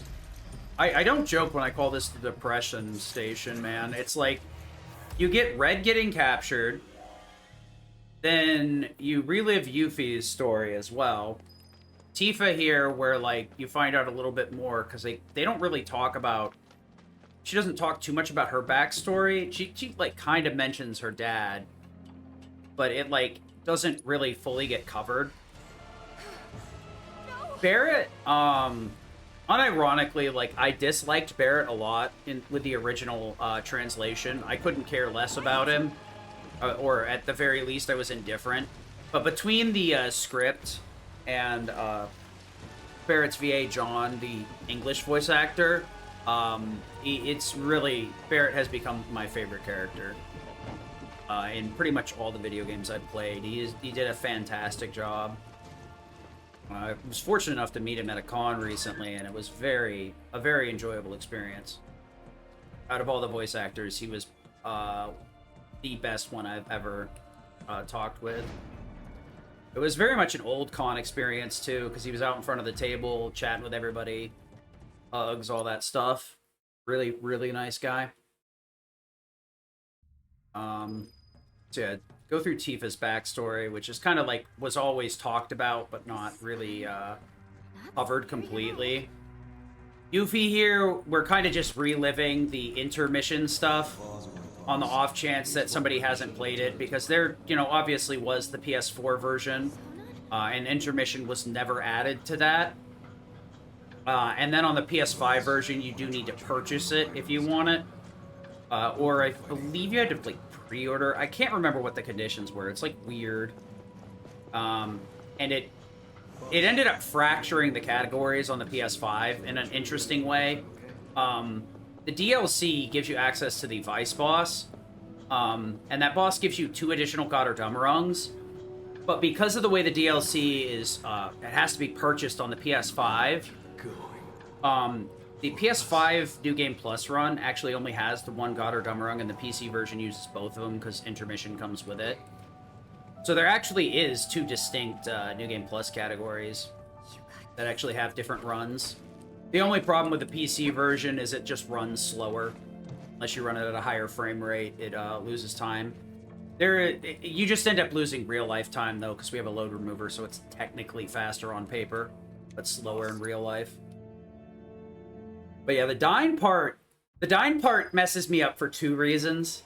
This part right here, where he has both arms, feels so weird. I don't know why. Walk 'em all.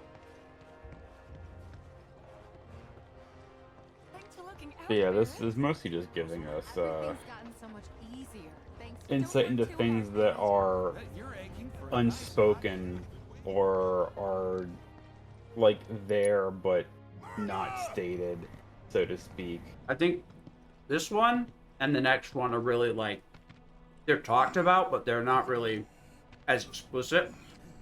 Like Dine kind of hints at this, or Dine and Barrett kind of hint at this when he's fighting with him, trying to bring him back to his senses, and they talk about this.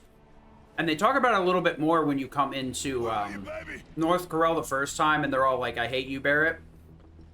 Yeah. And this is like, they're showing what happened is he, you know, they were suffering, they were a coal mining town, like, it wasn't getting them anywhere, they weren't getting as much as they needed to.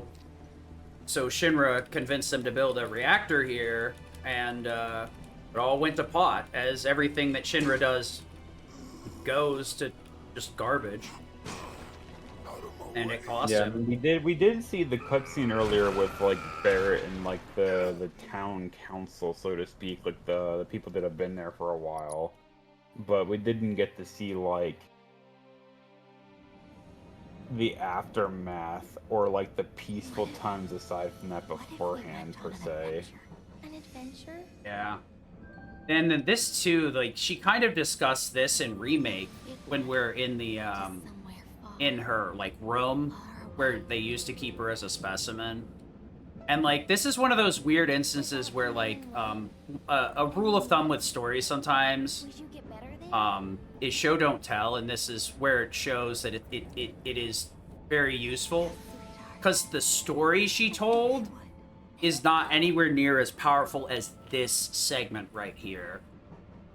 This But at the same time, like what she tells you is not in any way wrong. yeah, it's This is definitely very not as matter of fact, right? descriptive. Like yeah. I mean, even in the OG game, Aerith's adoptive mother is like, yeah, I happened to find her on the transition looking for my husband, and I found that passed away, so I took her in. And like that sounds awful, but it's a next level awful to play it. To You see it in PlayStation graphics, it's kind of sad. But you like have to play through this segment in, you know, more or less realistic graphics, like realistic for the world, I guess. But this last part is the worst, with just like her going back to her mother. And there's one thing that I've noticed after doing a lot of runs, and I don't know if people like noticed it off the top of their head, and I'm gonna point it out when I go over there. There is one thing that's kind of a frustrating thing here for like a speedrunner. There's a bunch of like invisible walls that are just kind of sticking out off of the edge of the platform, so I have to go a little bit wide.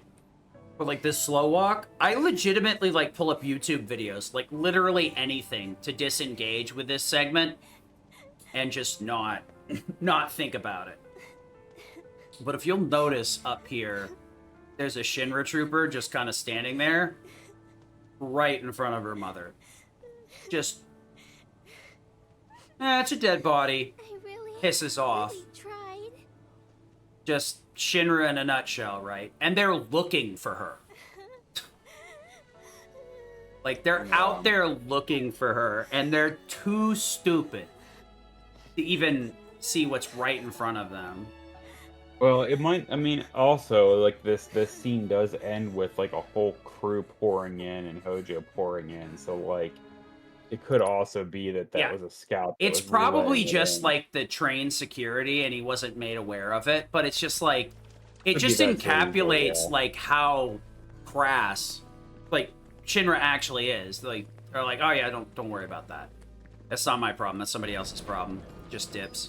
Oh, it's just another Mako junkie or something like that. And you're just like, whoa, that's fucked, dude. I don't like it. Yeah. Yeah, it's I mean, honestly, I'm only feeling it a bit right now. It's hard to like not.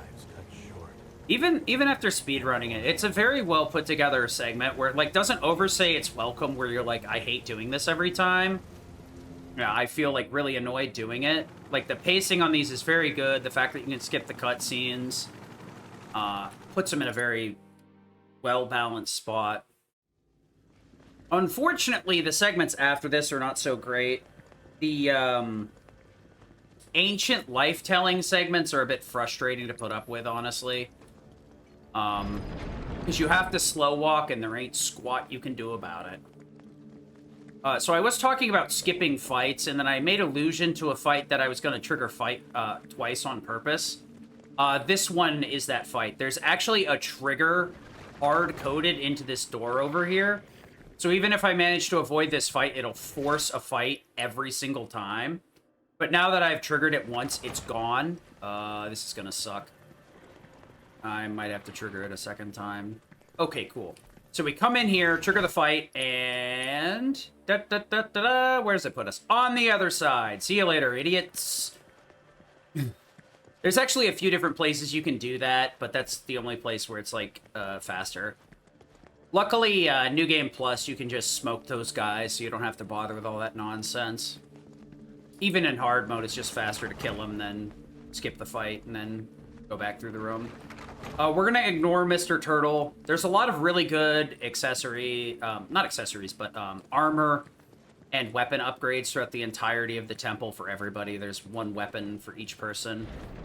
We skipped Clouds, which was the Sleek Saber, or Slipstream Saber, I think. It gives us the counter stance, which is not any weaker than it was in the previous game. But we have better things to do with our ATB, and the Slipstream is a little bit off the beaten path, and its stats are kind of middling. Crystal Sword would replace it, so we don't bother with it. In easy, we actually need more magic attack to deal with some of these fights. And we basically supplement that with Sonic Boom's Faith and Berserk's bonus. So some of the final boss fights can be a little bit slower if I screw up getting my Berserk back. But when I was practicing it earlier, I messed it up in the fight, so hopefully I got it through my thick skull to not do it that way. We're gonna try and power cleave as many times as possible here, because this guy will put up a... That's... GG. What? Huh. It's gonna not hit. Blizzara.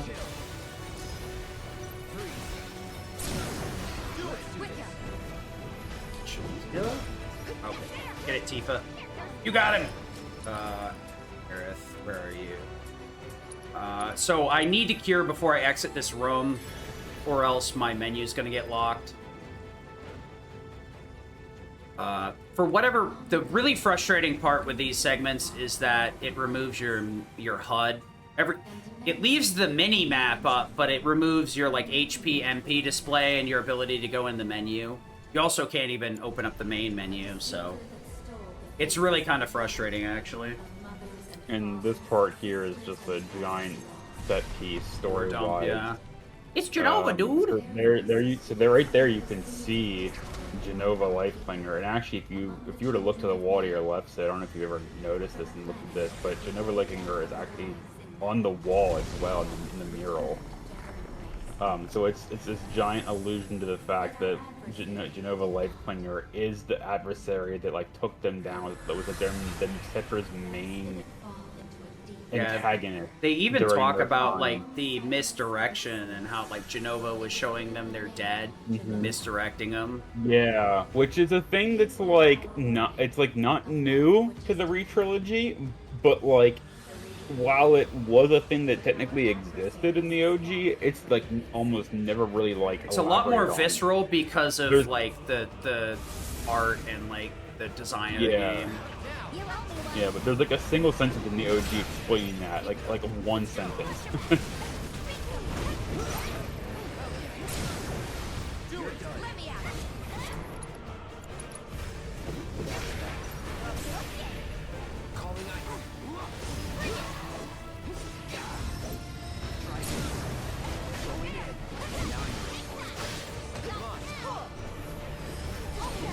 these turtles are actually surprisingly difficult. They can build up and kind of exist in a state.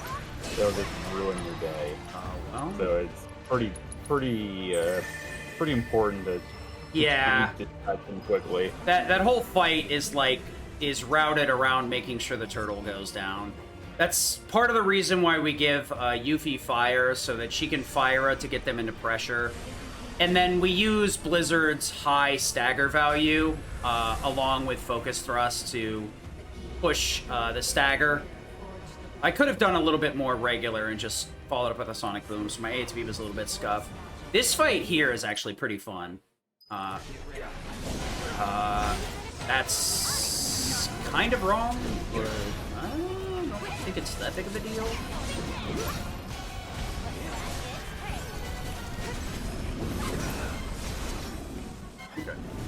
Okay, yeah, I didn't intend to use Spellblade there, but I don't think it mattered in the long run, because the amount of damage I need is not too high. We just need to make sure to reestablish the Berserks before the boss. Okay, fine. Puts me in a position where I can't Berserk.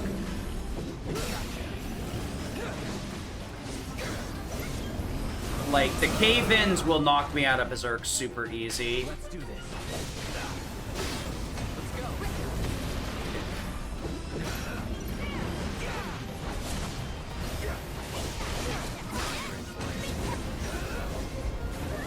Oh, it's unfortunate. Oh, well, forget about you, bruh. Oh, well, this is just unfortunate. Normally you turn around and Sonic Boom the other wall, charge a power cleave, and then hit the other one when it does final throws. Or you can just get comboed into oblivion and have to switch to a different character. Okay. The walls did not like me saying it was a fun fight, I guess. They don't want to be fun. I did mess with using Barret in that fight, but I had some issues where sometimes Barret would push the phase. And what I'm aiming for was to structure it so that I Sonic Boomed and Berserked in specific times so that my Braver would last the entire fight without having to re-Sonic Boom. Because you're trying to kill the other wall with Sonic Boom, so you don't want to use it earlier to get the Bravery back. So I tried to like delay the Sonic Boom a little bit more, and then trying to get like a third power cleave in so that it'll hit the HP lock, and then that fight does a weird thing where the HP lock will unlock, and if I dive kick with Tifa at the right time, it'll like hit after the lock happens, and then it unlocks and then shifts phases. So like I get extra damage in for some reason. I don't know what causes it, but I had an issue where Barret would push the phase before the dive kick shenanigans would happen, so it's like, well, I guess I'm not getting access to D-Protect in this fight. Also, these roots are super cursed. Love how, he wants the black materia so much he can create a purple aura. Be like, give me the purple! The deep purple! So one thing particularly interesting about this scene that's not particularly obvious, though he does say it, it's just kind of like, I don't know if I want to say like not displayed very well or what, but the black materia that you acquire here isn't actually the real black materia. It's like a key or a beacon to the actual black materia, which is why in the cutscene that was skipped, you see Sephiroth hand it over to all the Whispers, and they vanish with it, and then they come back with what looks like to be the exact same thing, but now it's being alluded that they went and found the real one using the one from this world or reality or what have you as a guide or a beacon to it. Yeah, the one that we actually grabbed was a MacGuffin. We honestly don't know like how true this is, or if it's like we don't know. There's probably greater implications to this in the next I part mean, than we there's also an realized. implication here too, right? Because we do this other segment where we're in what seems to be either a parallel timeline or an alternate universe. And like the universe theory in general is like accepted at this point because of the stamps. Like you'll notice that little dog statue, that's actually a statue of Stamp, and you may be like, no, that's not, and it is. It's a stamp from this timeline. Each and every timeline seems to have its own unique stamp variant that's a different breed of dog. Don't do that. Sorry. There we go. Okay. Also, the two. funny thing is you can actually skip up those, or speed up the walking away from the vendors thing with the speed up function. I just find it funny. Not really useful, but it's funny. Yeah, I mean, the stamp stuff is confirmed. What's a little bit more vague is like the intent or meaning behind it, right? Like we know that the different worlds, quote unquote, are somewhat under Aerith purview, but not our Aerith, like the Aerith from the original game Aerith, because we're actually in a sequel, kind of. But then also like these worlds, these realities are a part of the planet and a part of the live stream itself, and exist in some kind of like shared space / capacity with the live stream. So they're not like different universes, like a multiverse in like the normal sense. It's really hard to tell. One thing that's even more interesting is that this is not in any way stated, but the white materia, Eris materia, holy, if it even is still holy at this point, we don't know. Yeah, because there's the It's empty one and then the full one. Yeah, it goes empty, right? Like We give when her the full one there from the other universe. I'm yeah. assuming the one where like Cloud is still asleep and Zack is still alive, and then she swaps it out for the empty one that we've had the entire game. I think it's Yeah. been empty since remake. No, it started full in remake, and then there's a cutscene where like the whispers towards the end of the game suck the holy out of it. I don't know. Yeah, so like what is actually stated in the game is that Aerith had the materia, as she always does. She had holy, but then at the end of remake, when you fight the whispers and the harbinger, they take the memories of the future that she had away from her, and with it they took holy from her as well. And at that point, the whispers were already under Sephiroth's control, so they were probably doing his bidding in part. So Sephiroth was plotting this to take holy from her as part of his like chess piece to help him win, essentially, right? But and then he even had you kill the Harbinger of Fate, so to have full control of the whispers and not just like be like a guide for the whispers. He now has full control of them over them, is kind of like the implied narrative piece going on here.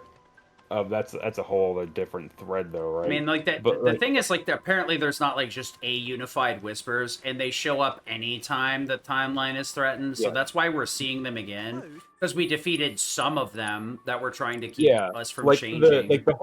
the whole point of like remake's ending is that like the whispers are an automated force of the planet, and they obey the harbinger of fate, which is like the big whisper that you fight. By killing it, you free the whispers from their like automated duty, and now Sephiroth just controls them instead. So you just we essentially give Sephiroth an army by freeing ourselves from fate as well, to change fate, to change destiny. So it's like we both won in different ways. But yeah. Anyway, it's interesting that like holy is taken from us, and at the exact same time, genuinely the exact same time, like chronologically or like presentationally at least, the Aerith and Zack's timeline we've been following this time during this playthrough her materia was still glowing. It still is powered. It still is holy. And then yeah, we obtain that from the other Aerith and then fall back through to our timeline, or do we? Even that's it's probable, but we don't know for sure what it's it's a lot. It's all right, fine. I guess I'm killing this guy. Oh, these whispers are so. Oh, get skunked, dude. All right, I gotta dodge this. All right,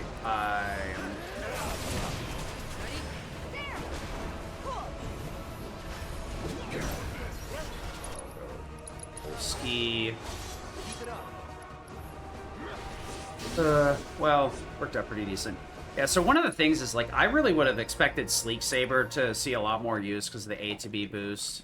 But because we're so low level for the majority of the run, it turns out Sleek Saber doesn't see as much use as I would have thought initially, because it actually overshadows the Ingenious Saber. But it does require levels to get there. So we are actually heading into the final boss. I will pre-game this a little bit. We have two distinct phases, Genova and then Sephi. There will be a shift in between. That's the only place where we get an option to menu. And then it's gone if we don't take it. I, however, will not be changing anything out. We are good to go. This is part of the reason why I got an extra Empower materia, because I like to leave it on Barrett for here. Normally, we have to juggle it from Tifa to Barrett so that he has access to Faith and Bravery. I also would consider putting on the Crystal Sword, but instead we're just going to use Faith and Berserk to get us where we need to go. This fight used to be about 15 minutes, but now that we have cutscene fast forward, it's much shorter. However, it does ruin the music tempo in an unfortunate way, so to make that a donation incentive so that I can enjoy the fight a little bit. One of the big things about having the fast forward is it's very hard to commentate fights, and it's very hard to recover when you make a mistake, because now you have half as much time to calm down and think about it. Because you used to be able to just take your hands off the controllers and just kind of, you know. So the skill in this game is kind of spiked even higher, because you have less chance to recover. Luckily, this first phase is pretty straightforward. We're just going to proc up a Berserk with Cloud. Everybody but Cloud will start with a full limit here, so we're going to take advantage of that.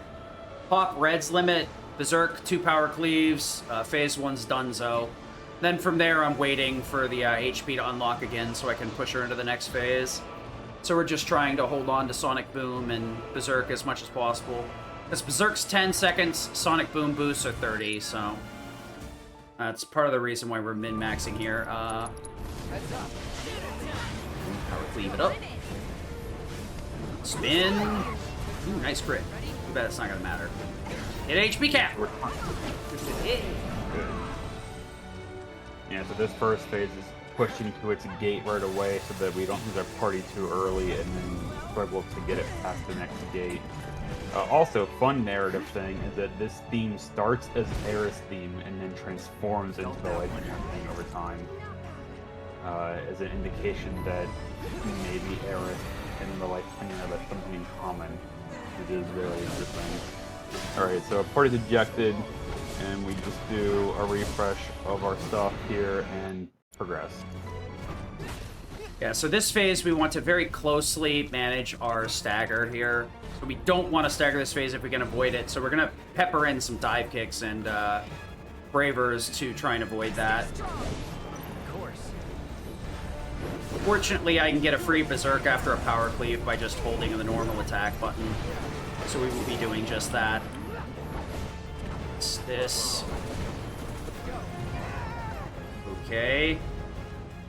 Dive kick first, I guess. Alright, neat. That was annoying. Oh, that's super annoying.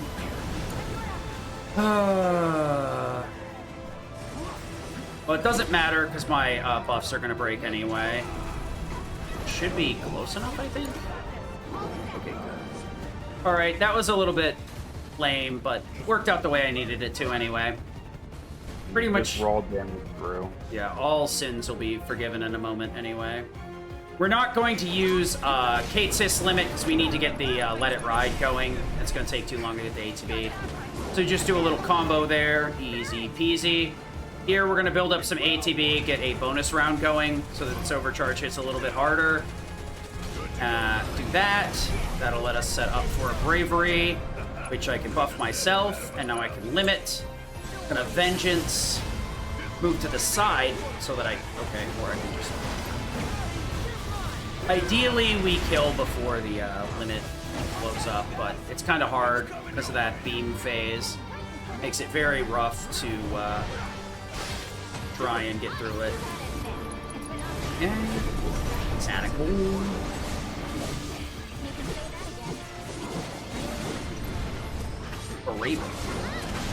Right.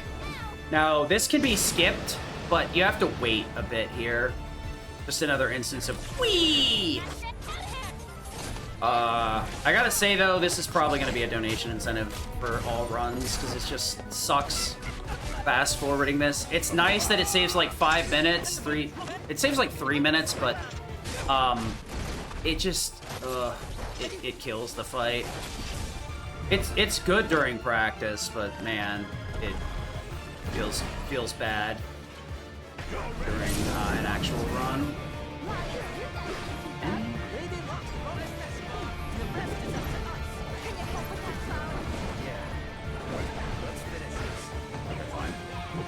Should have just used a power bleed here, but I felt like being different. All right. Oh, that stinks. Fine, I guess. For this fight, we're going to do a lot of stance change and retaliate and to try to find Berserk, which we already have, and then use the pressure and There we go. dagger. At which point we're going to just, yeah. Gonna try and reset my bravery at a certain point. Okay, that's kind of annoying, but whatever. I normally want to get that stab in to push the phase. I did it a little bit early, because last run I did it too late. The big thing is, I'm going to kill the orb here with Blizzara, because the game won't let me shoot across the room. But this setup, I can Blizzara twice, and you may be wondering how I'm going to Blizzara twice. The game just gives me full ATB here, so I'm not going to complain. But we do need a certain amount of gas here. We need both Faith and Berserk to make this work. So that's why I wanted to reset it as late as possible. We always get slapped by the wing here, so I stay in Punisher stance, hold the guard to get the counter, and then follow up with a stance change, so I get an extra couple of hits while I'm waiting. Uppy-duppy. So I'm gonna set this up so that the Berserk and Bravery should stay up pretty much all of this fight. I want to use one Braver, not Bravery, but Braver, and a Cross Slash here, and that should hit damage cap, which will make it so that I can do a faster version of the Zac phase, where I just use one High Braver to clear it, which means I get to avoid a stagger and save it for the phase after, for better or worse, so...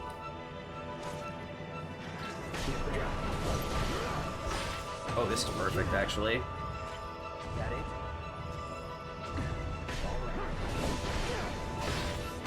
I'm gonna base tank that. There we go. Perfect. Good boy. Sit. But yeah, because we're in Punisher stance, I can cancel the Punisher counter with guard over and over again. I was alluding to it the whole time, but Sephiroth is a place where we can get like 16 Punisher counters off of like one combo that he starts with. It's super nice. The phase here with Bahamut is a little bit annoying. Our ATB can be kind of random. Barrett's going to do the heavy lifting here and get Bahamut staggered and Braver Tifa. And then Tifa's going to murder the heck out of everything if things go correct. Wrong. I always do that. For some reason, I just want to be Kate Sith. Want a bonus round so that I don't get interrupted. Alright, we're gonna Braver Tifa here. Okay, that... Okay. Good thing I dodged it at least.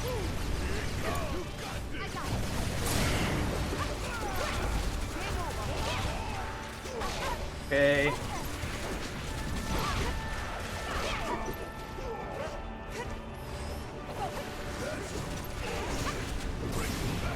Okay. Wings are healing it. Excuse me, you're dead. Thank you. But yeah, if you don't break the wings immediately, Bahamut comes back with a ton of HP. I made the mistake of fiddling around with that in a previous run, and I regretted every moment of it. So this is the phase that I was optimizing for, doing that Braver / Cross Slash setup. Zack's High Braver hits like a truck if you're at charge level 3, which I believe is required to even activate High Braver. And then it has 2 timed inputs, and if you hit the third one, it hits for like 3,000. So I'm going to be upgrading my charge by doing quick charges, and I'm going to use Bravery to face tank this first attack. Into, oops. Still a bit awkward because you actually can't shortcut anything with Zack, which is probably one of the bigger issues. Alright, High Braver.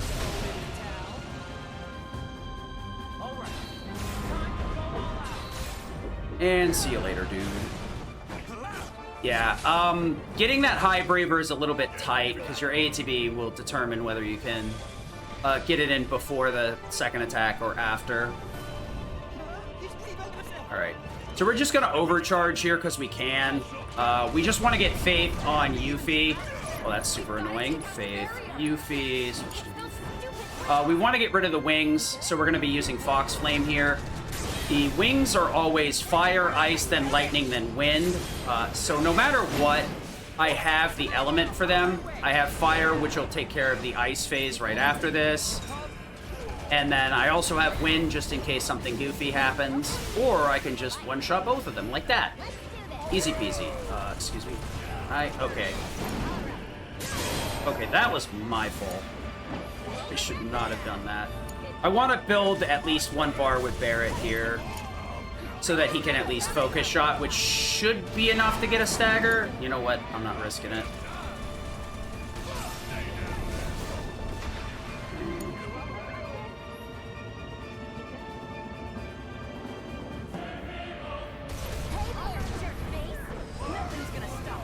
Uh-oh. I did not focus shot early enough. Elixir. Elixir Barrett here.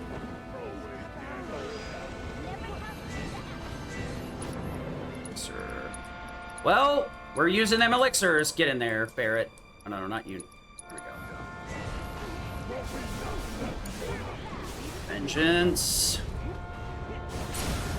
Alright, well, normally that focus shot would cause stagger, but I suck and I waited. You're supposed to do it in between phase transitions. Alright, Bloodfang will get us the rest of the way for sure. Mistakes were made! And it was all my fault at the end of the day.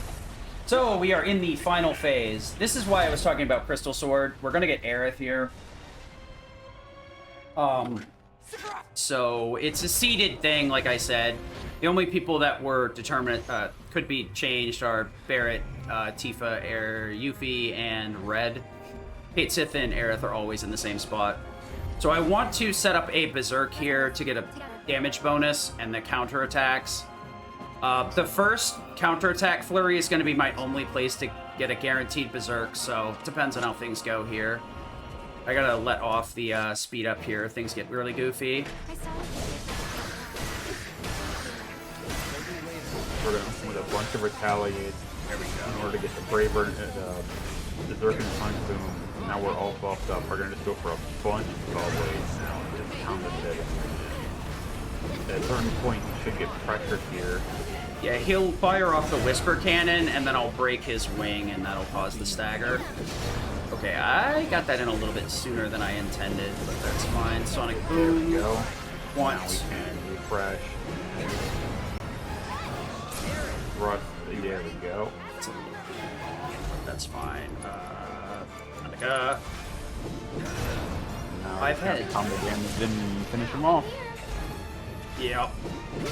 I got so much damage earlier that I'm not even worried.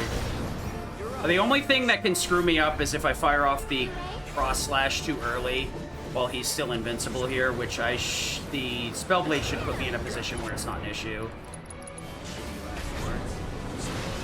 And that's gonna kill. Time. Sorry, I forgot to warn you about that. I get so into that fight, I kind of have to focus.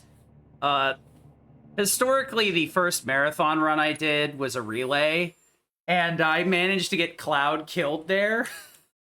And both of the runners were like, how? How did you get Cloud killed there? I finished it off with Aerith. I just had to let her steal chair Sephi. But yeah, that's Rebirth on New Game Easy. There's a lot of people working on New Game Plus Easy. Wody is still grinding Easy. I'll probably grind this a little bit more too, but I'm gonna take a few days off. Thanks for the GGs, everyone. I really appreciate it. For me, it's like 4 a.m. I'm just stymied that so many of you are out here. I really appreciate it, regardless of what time it is. I guess I can, since we're so far ahead of schedule, like I can kind of show you guys, see like we have access to a lot more abilities because of our level, but like we really don't need them. Like we could get the overcharge, magic attack power, but Barrett's not attacking; he's just debuffing. Tifa, we don't really do any synergy attacks because she doesn't have any. The magic attack power is neat, but if I had Chi Trap, maybe. Concentration, like I said earlier, the 50-50 of having Omni Strike in fights where I just want to run away is an issue. Aerith, unfortunately, most of her rods just have garbage skills. A lot of them have, like, elemental damage up, but they're always, like, the wrong one for the boss, so we never take advantage of those. We kind of just let Red do whatever. The Vengeance charge rate up does save you on the final phase a little bit. Then Yuffie's like the only one I think it would be worth. But I hate this. She has abilities that trigger only if you successfully steal. Do you know how many places you can actually steal from something? Yeah,